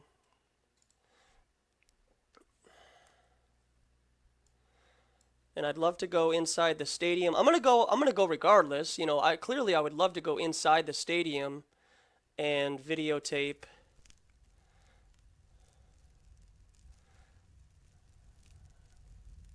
inside, but if I can't, tickets are about $100 to $150. I've been looking on Craigslist recently. Earthpond says, I wonder when the next 9/11 will be. That's a good question.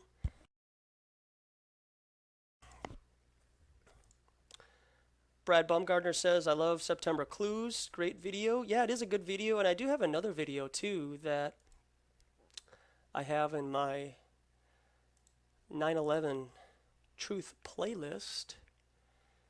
I can give everybody that. And I would also. like. It's this video here. 9/11. There you go. Check that out, and it's also linked to my playlist too. Hugs all around, Morgan. Thank you so much for helping out. I'm going to put that towards a good cause, of course. The link for this is in the description section below also.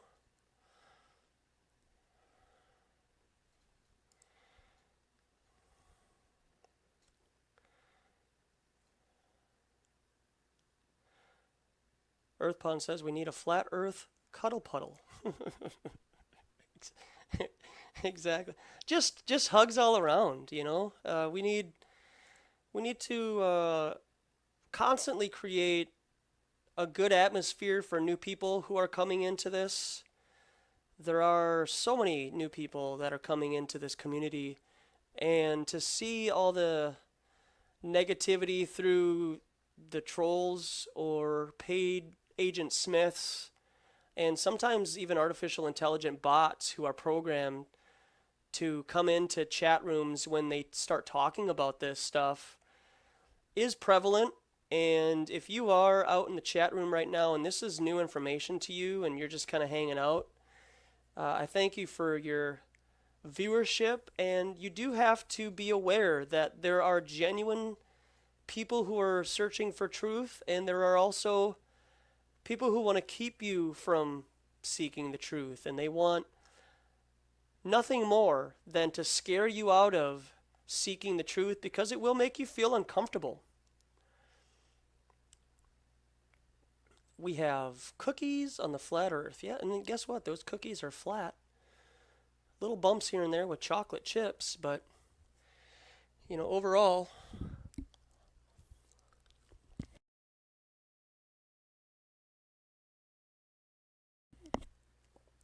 thanks, everything's love. I appreciate it. And I hope that there's more channels out there that will pursue truth and, you know, do your thing, you know. Nothing wrong with, you know, taking in somebody's ideas and then kind of revamping them to your own, you know, what you're good at.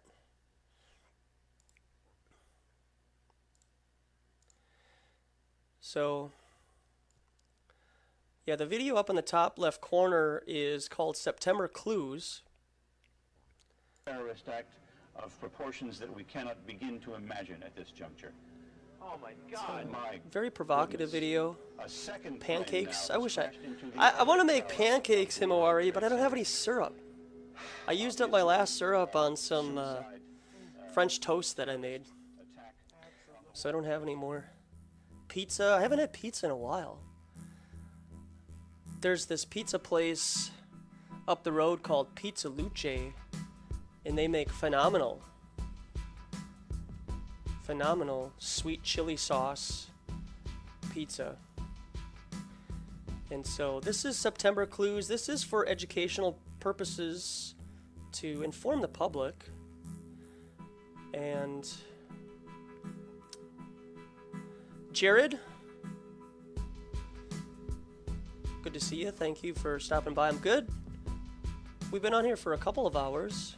I hope everybody's having a good afternoon. It is 12:38 a.m. in Minneapolis right now.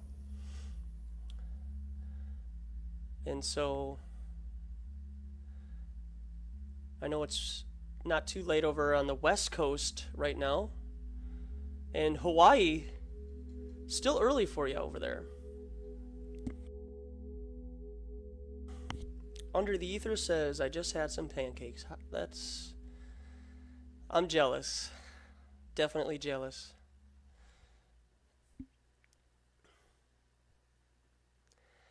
Advanced Settings says, anyone know if this song has a name or the artist? I hope Minneapolis isn't too mini. No, it's not.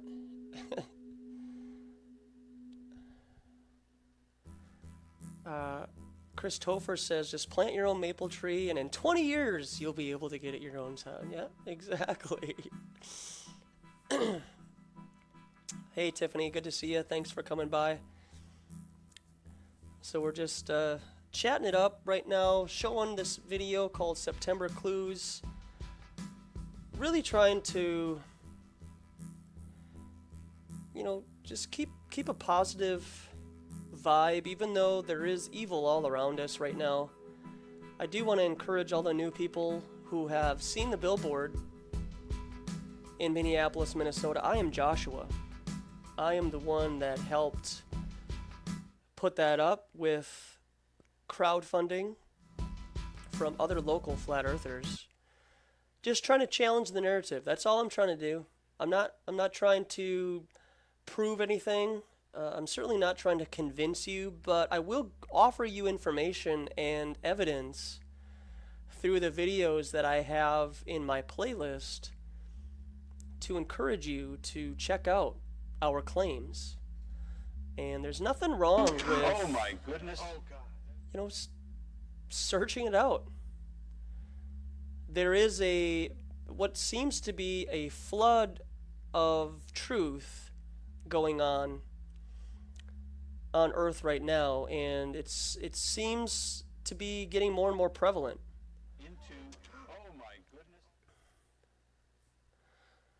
Himawari says, I remember being in my great-grandfather's living room watching TV when 9/11 happened.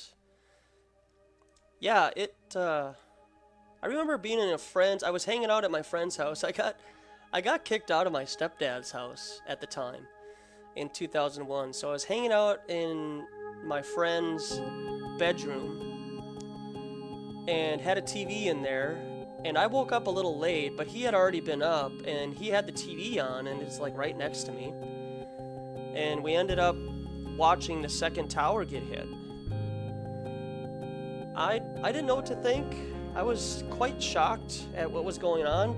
I was not a truther. I was a conspiracy theorist. I didn't believe JFK moon landing and kind of that storyline. We were watching the live picture here in the studio. We saw a plane crash into the Authentic Intent. Hoosier Flatty, have you had an increase in activity on your channel since the billboard went up? How many people do you project will see it? Yeah, some people have come by and subscribed that do look like they're new to the game. I put up the 4 or 5 most popular Flat Earth videos. I tried not to, you know, to be sure, there it is. how do I say? I wasn't gonna not put up Mark Sargent's video if I was gonna put up Air to Bays. So I wasn't biased towards any video. I just allowed each person to check out the various videos that are up there. I would like to put up Allegedly Dave's video that he did the interview with in that country. I'd love to get your opinion, Allegedly Dave, if I could put that video up. But those videos that I do have available for people to watch, I have seen those videos increase in number. And so I'm encouraged by that. Whether people sub or not, I don't really, it doesn't bother me if people don't want to sub to my channel. I do see increased viewership on the videos that I have posted, whether they be mine or the new videos regarding Elliot, of people being taken out of the building. You say that emergency vehicles, you know, the idea of the Earth being flat and stuff, like my own street stuff. But of course, the major concern is human loss. I mean, do you know? Yeah, I mean, it is a good little observation, you know, kind of that I'm doing.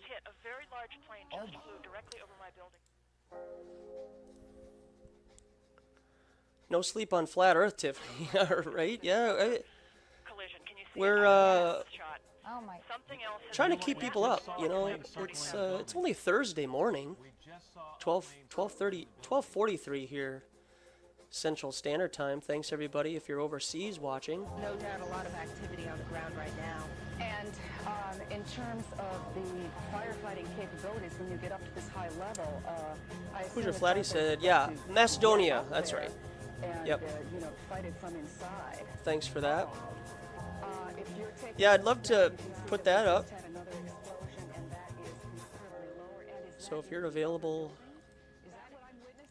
to let me know about that, I'd love to put your video up. Allegedly, Dave also said that he could persuade somebody to drink their own urine in 15 minutes. So I'm waiting for Allegedly Dave. I'd love to send him an invite here on this channel. I'd love to have you on, because it doesn't seem like it's something that I would probably be into at the moment. You know, I would have to have some persuasion for sure. And there's nothing wrong with, you know, having somebody on that you don't agree with. People don't agree with everything that I say, and that's all right. I don't expect you to, but kind of got like a sports bar feel here. We got a couple videos going on. I appreciate all the work from these channels bringing us truth, and I do have the links of these videos in the description section below, so you can check these out on your own time if you're new to the game. Whiskey Drankers. Yeah, drinking urine. I'm in the right place. Anonymous Gas, what do you think about peeing on the homeless to see if it makes their skin softer? As it hits the South Tower. Can't agree with that. No. 8:10 a.m. American Flight 77, a 757 with Just as long as 64 it's Russian aboard, pee, though, has right, taken off Jordan? From Washington's Dulles Airport. Also Just bound as long for as Los it's Russian Angeles. pee. It too taken over and loops back. into I the haven't been Pentagon. thirsty enough It to drink slices pee, in at Morgan an Ellis angle, says. leaving the Neither. an ugly gash. Yeah, neither have I. You know, I'm good with my distilled water here. This is Jim Bow. This here's Clint. And we're the Whiskey Trackers. I'm checking out Whiskey Drankers channel. Looks like some characters on here.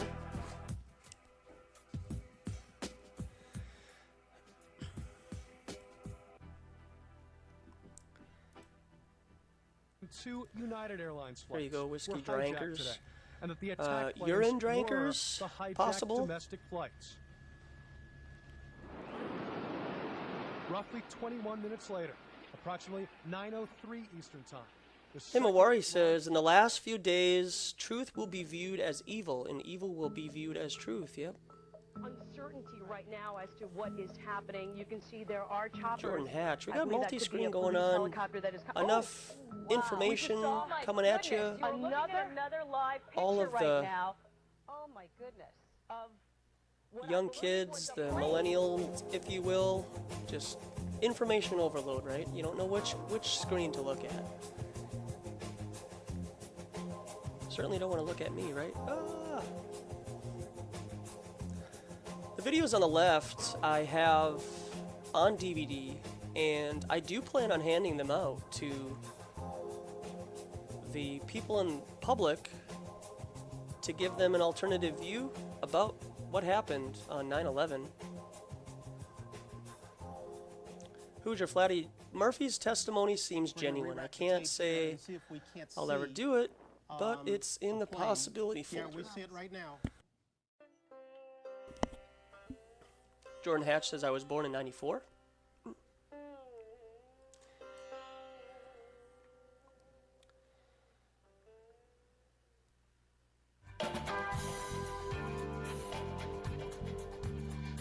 Yeah, I haven't been able to get to that point. I don't have the diet to drink urine.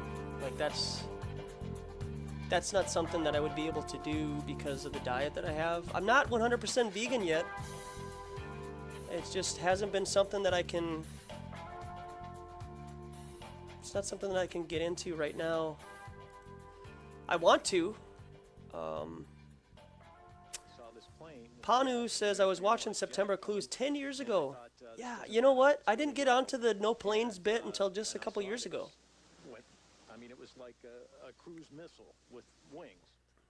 DJ's sharing and clearly you could see the AA. DJ's sharing a link, so you can check that out if you would like. And it went into a steep decline and accelerated. Why instruments in space? Well, why not? They have right into the Pentagon, the side of the Pentagon, and the wings on the jet just folded back, and it just kind of crumpled. It kind of came together like an accordion. Anonymous guess, veganism is a soft kill vector. Research it. All right. Boom. Under the Ether says you can do it, man. No speciesium on flat Earth. Yeah, that's what I hear. I see that a lot. I know that some flat earthers who are Christian will even throw me under the bus and say I'm not saved. Like, if I'm eating animal flesh, then I'm going to burn in hell with my chicken sandwich. So that's pretty aggressive, but... And one of the things I've seen written is, oh, well, what was going on? Were all the USA Jordan? Today people gathering for a picnic at the Pentagon? Jordan You should Grande probably know is in that the the house. Pentagon Thanks at a lot the for coming time by. was located about 9 minutes away from USA Today's headquarters in Roslyn. It's since moved out to Tyson's Corner, but at the time, it was the way that we all went to work each day. We drove by the Pentagon, so it was a common sight for us. One of the things that really bothers me is the fact that people constantly are Ian calling Tinsley me says, and emailing Morgan me and want P is information the about best. this. So are I'm you happy saying to that talk Morgan's P is But the a lot of best, them say or that, P is the best? Physics just says that this is impossible. What happened? You got to clear But that what up. happened is pretty obvious. Flatlander says nobody The peed at force Sandy of Hook. this jet hitting the Pentagon is about 500 miles. Exactly. An hour. When something hits, you tell people a no concrete kid. structure You tell like people that, no children you know, died this at Sandy belief that Hook, the wings would go in, and you get just ridiculous. flames. What I saw was the actual jet going which in, doesn't make the any wings sense to folded me, back like this. because you're telling So them that's that why when nobody you look at died, the hole, and you say, well, it's not like big they enough. want them Well, to that's die. why. The wings Hoosier were not Flatty says on strong enough 9/11 I to was skipping withstand my the first impact. stint at They folded college. back, and that's why the How jet dare went in, you. and that's why the hole that you see Just isn't about as to large as you spark might up the imagine water in another bong, and my structure. stepdad called and Basically, said, the only reason "We're why I'm getting doing this is hit." because Proceeded to over smoke, the last 5 years, and they I've started been falling. getting a lot of phone calls, emails. You might as well at that and my time. I words have mean, been twisted. anonymous I guest figure says if if you're you going to the are internet serious for about your information, health, you may want to look find the right into information. One other Diadmo suggestion, and eat keep an right open for your blood mind, type. Yeah, I am but A always negative. try and get the facts. I found that out a couple of weeks ago, about a month ago, it, actually. It might have appeared that way, but from my close-up inspection, there's no evidence of a A plane having negative, crashed so anywhere near the Pentagon. The only site is the actual whatever that means, site right? of the building that's crashed in. And as I said, How the many only how many pieces people left, know that their you blood can see type? Are small Do you know enough what blood that you type could you pick up are? in Got your any hand. negatives in the There house? are no large tail sections, wing sections. Wonder if the a establishment fuselage, wants to nothing get like rid of that me, or they anywhere want to keep around, me around, which would 'cause I'm A indicate negative. that the entire plane crashed Anonymous into guest, the side ultimately of the the body is Pentagon. the temple and yours is unique. So listen to what it Jamie, it's needs. finally been Yeah. released. And I guess the only thing that's right, that Claire. I'm This doing is, well again, a more complete and good for version my of body is the drinking 6 distilled water still like frame regularly. images that CNN obtained unofficially Earth back Pond in March says of he's a 2002 positive. and broadcast then. thinks. The full tape has been something Sandy the government Crook. has been holding as evidence in the trial of Zacharias Mishawi, but now Smith that is that already trial is negative. over, they've released the full video. And the video, which Shay runs Smith, are you for, what a minute what or so, negative are you shows though? Are you what like happened B? just before the impact, and also Jordan Hatch the says plane he's coming B into the building from B two negative. Morgan separate, Ellis is O cameras, negative. both at the same location at a Pentagon checkpoint entrance.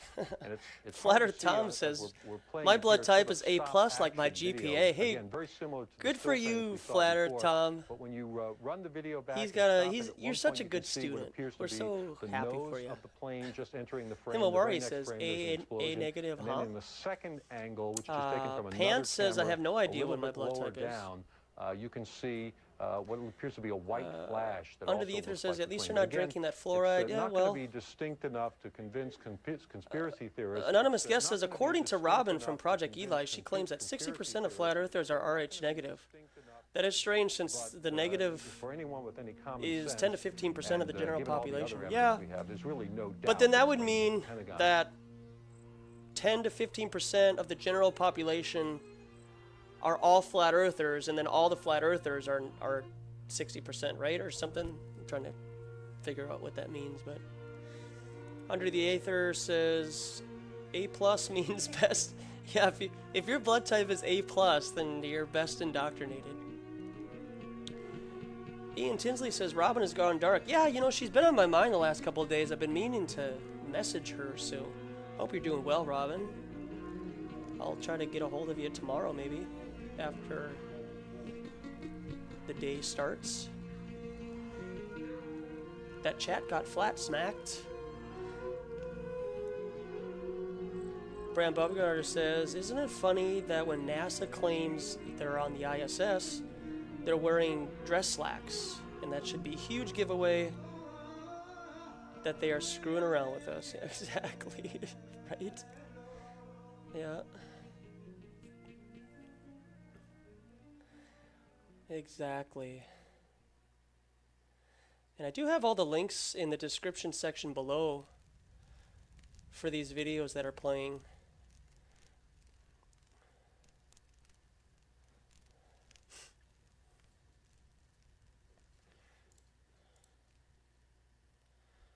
Anonymous guest says to find out your blood type, spend $6, and you can buy a blood type kit from Amazon. Yeah, I heard that.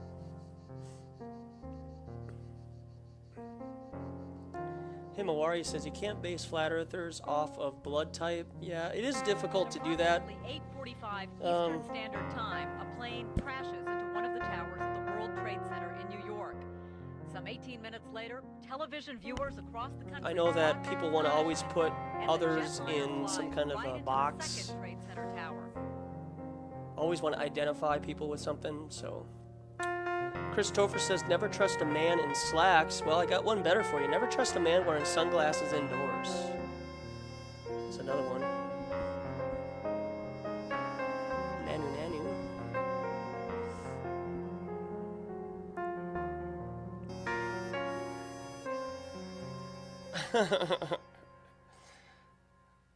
Yeah, you can get a blood test at a pharmacy too for like something like $10, and you can find out.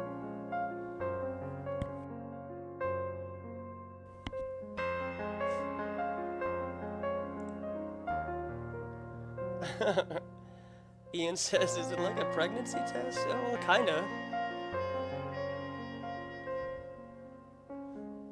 It is kinda.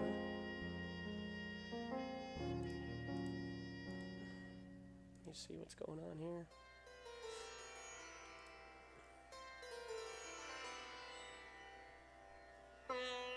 Okay, CNN live stream. I see what you guys are doing.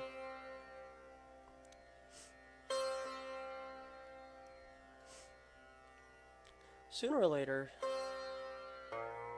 will make a difference. I hope everybody in Texas, if you have family or anything in Texas, I hope everything's okay. I know that it's quite a scene down there. The conversation is kind of, what's the difference between looting and survival right now? I know that there's a fine line between the two, that the conversation is coming up right now, that it does, it certainly does build.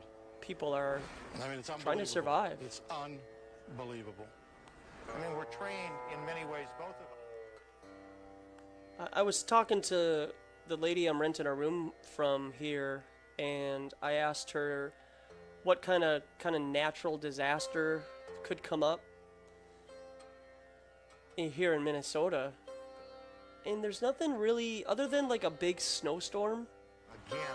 There's not really anything that's, you know, a massive thing that could disrupt the Midwest, like in Texas right now. So I guess that's the fortunateness of living here in Minneapolis, Minnesota. And then it made a slight twist and dove right into the building.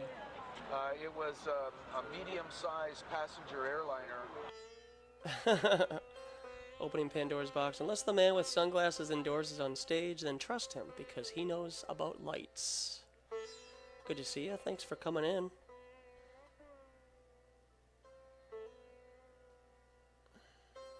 Yeah, Jared, I know what you're saying. 9/11 Tuesday morning, fresh out of the shower.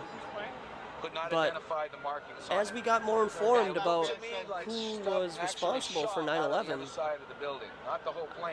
it opened my eyes up quite a bit. And if you want to know who did 9/11, you can check out Revelation 2:9, Yeah, you could see Revelation it. You can see 3:9, from the gut. It just.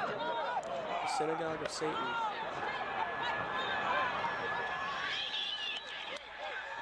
Flat Earth Accord says, what did I do today? Well, I put together a little presentation that we went through the first hour. Talked about how most of what we see in Hollywood, those people are just actors playing a part. Talked about, what's his face? Larry the Cable Guy. And how he does not have the accent that he shares with everybody. He talks just, you know, like I do, you know. And when he's on stage, he's able to turn on and off his accent. So we talked about the fakery done there. Talked about also your musicians using auto-tunes and faking their music that they play. And then we just watched some Emergency vehicles are there, Tet's Truth Tube, which is up on the top right screen right now. And then ate some food. You know, other than that, you know, we're just kind of hanging out. Thanks a lot, Flat Earth Report. And in the next couple of days, too, I'm going to be going out to the Minnesota State Fair. I bought a new memory card.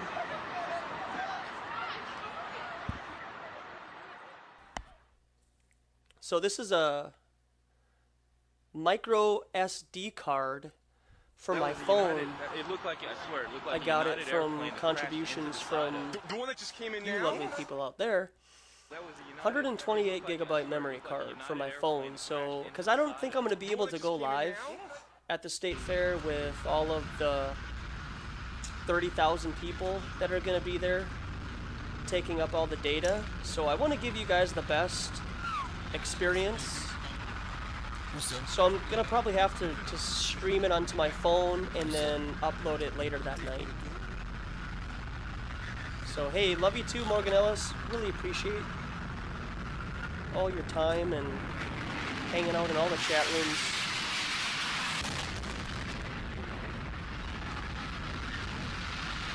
Yeah, drive safely out there. Watch out for everybody else. That's what I always say. I'm not, I'm always worried about all the other people out there. For sure.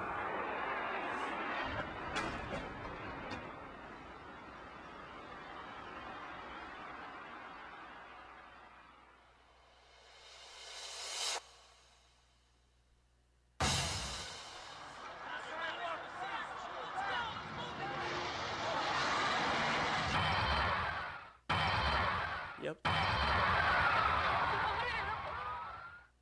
I got outside and was shooting.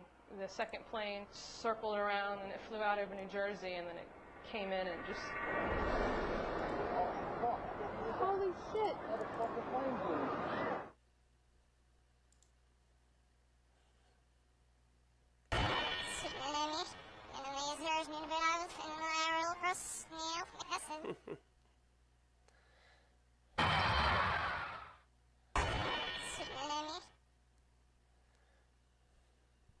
Something that made it clear that the first plane wasn't an accident.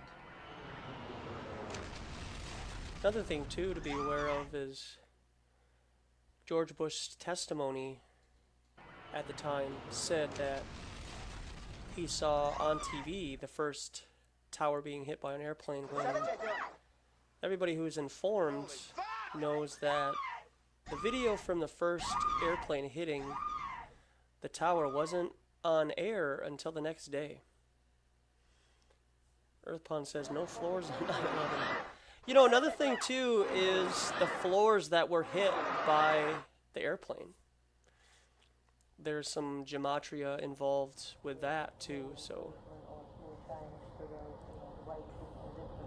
Flat Earth Accord says, I wonder who got paid to play the drums. Yuck. Questlove, right? From the Roots. It sounds like something crashed.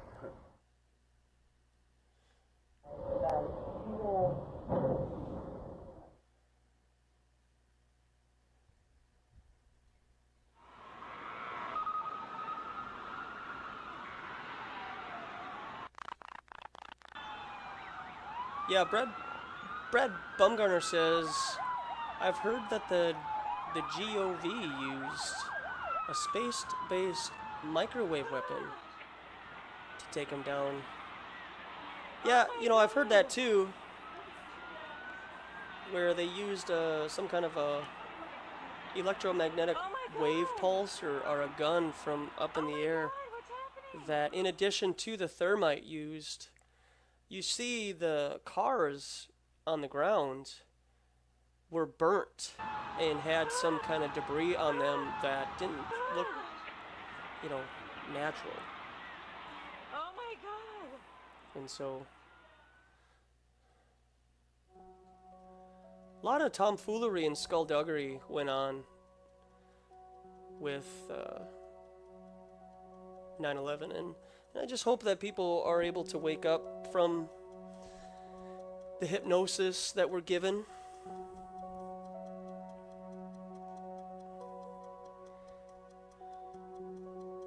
Yeah, Jared, I agree.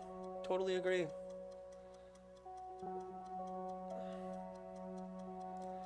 But the thing is, our fellow human beings believe it. Jordan Hatch says a Tesla gun may have been used. Brad Baumgartner says, explains why cars are melted but the paper is okay. Yeah, exactly. I know that that is a pretty ABC's Don Dalen, who agreeable is on the scene. idea Don, just give me that some description again of what you're what there you was can some see kind here. of What we're electromagnetic type It gun appears used. that there is more and more fire and smoke enveloping the very top of the building, and as fire crews are descending on this area.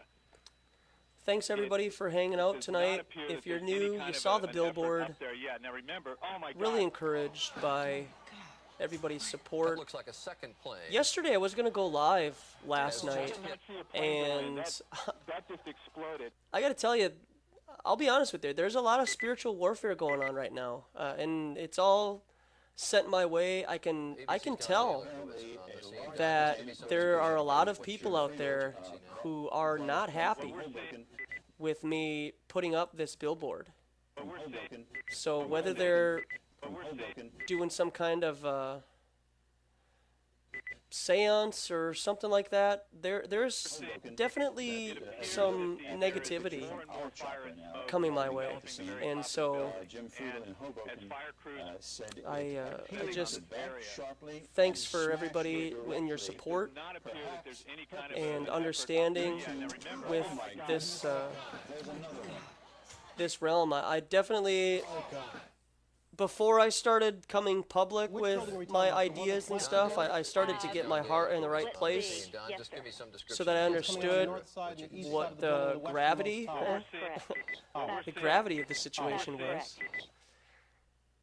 And I knew that there would be some negativity sent my way, You're over in Chelsea. and Did you hear now the it explosion on your is position? Yes, we did. As a matter of fact, definitely we coming heard it full bore. Descending on this area. I was just like There might be some times when I step away for a couple of days, Kind of an effort up there. Yeah, now but remember, I know that this is the path that I have taken and need to continue. and out of the building, flew right into the middle of it. Explosion. And hopefully that people will wake up. I just hope people will wake up. From what you can see. Right. Not at all, Jordan. No, not at all.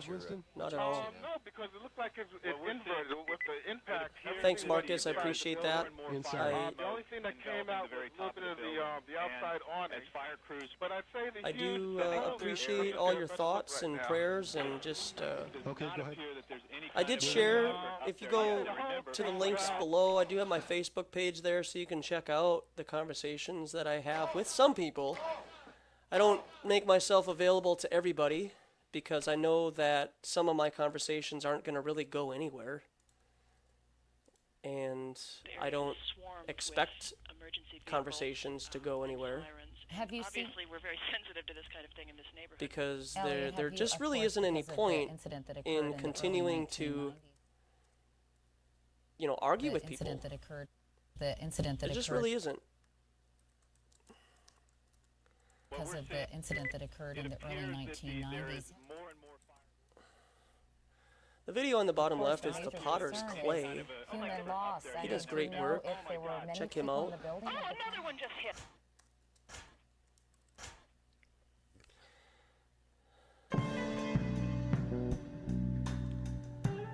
All of the videos that are being shared are in the links below, so you can check this information out on your own time. Many of our stations I cannot appreciate see everybody these stopping by. because the antennas are on the World Trade Center. There are Thank you so backup much for your towers on the Empire viewership. State Building, but I try to communication, keep it real here, telecommunication in New keep York as City much probably truth pretty much knocked off available the air. to everyone. Try to keep an honest platform. Knocked off the air.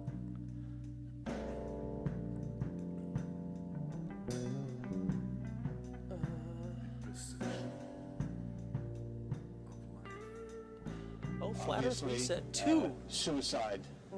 The second terrorist wave. attack on the World Trade Center. What we have been fearing.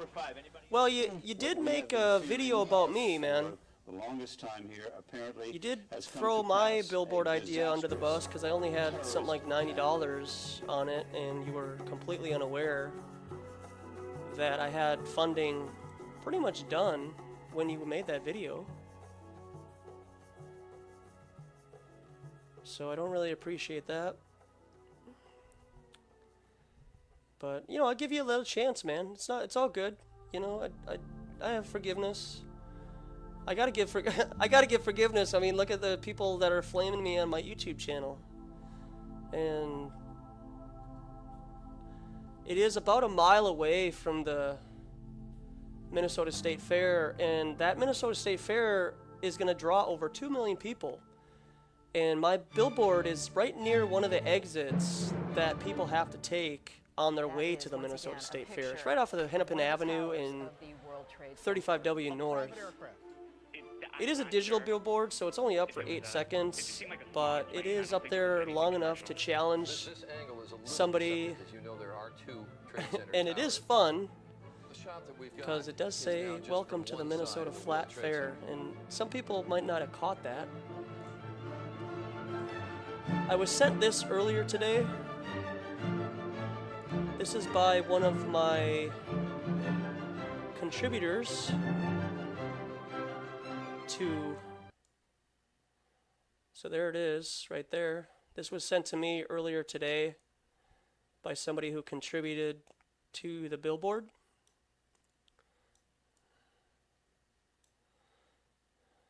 So there it is right there, folks. And if you're here on behalf of this billboard, I welcome you. Thank you for coming by and hanging out for a little bit. I hope that it challenged you in your thinking.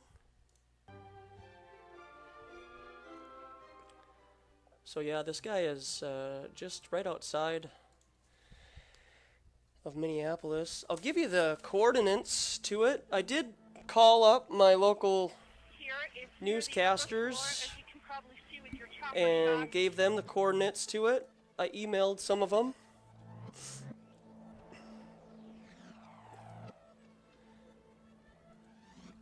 So there are the coordinates to the billboard. If you live in the Minneapolis area, just copy those numbers down, put them in Google Maps, and you'll run right into it. I was walking down 6th Avenue this morning at 8:42 a.m.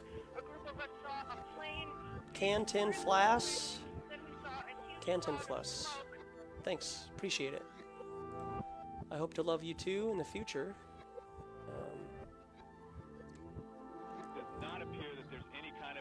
Hope you enjoy the channel.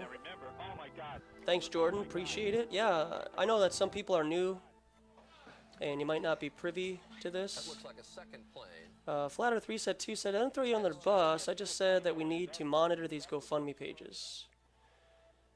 Yeah, hey, hey, man. You know what? Me and you have a lot more in common than you think. I am very privy to what's going on in the Flat Earth community. Very much so. And I understand to an extent. You know, I don't know everything. I know that there are people out there that are genuine flat earthers, and I know that a lot of people aren't, and they are using flat earth as a means to profit from and even push an agenda, particularly a spiritual agenda. And so I do encourage people to have discernment and better understanding. Right now, in this tape, and there you can see the hit as it comes through what looked to me, at least, and this is the first time. Which is why I don't really go that far. Like, I play politics, you know, like that's just where I'm at right now. I let people do what they want on other channels and say what they want on other channels, and I'm just gonna. This has all how I do stuff, how I go about my business is I let people reveal themselves, you know, if you will, kind of let them do their thing, and if they are genuine people, then that will come out. And if they're liars and deceivers, then that will come out later too. So I don't try to. I wish I could. And if people want to like talk to me, Google offline or something like that, you know, or Skype me, I share my information on that. I do have no problem with dialoguing truth with people.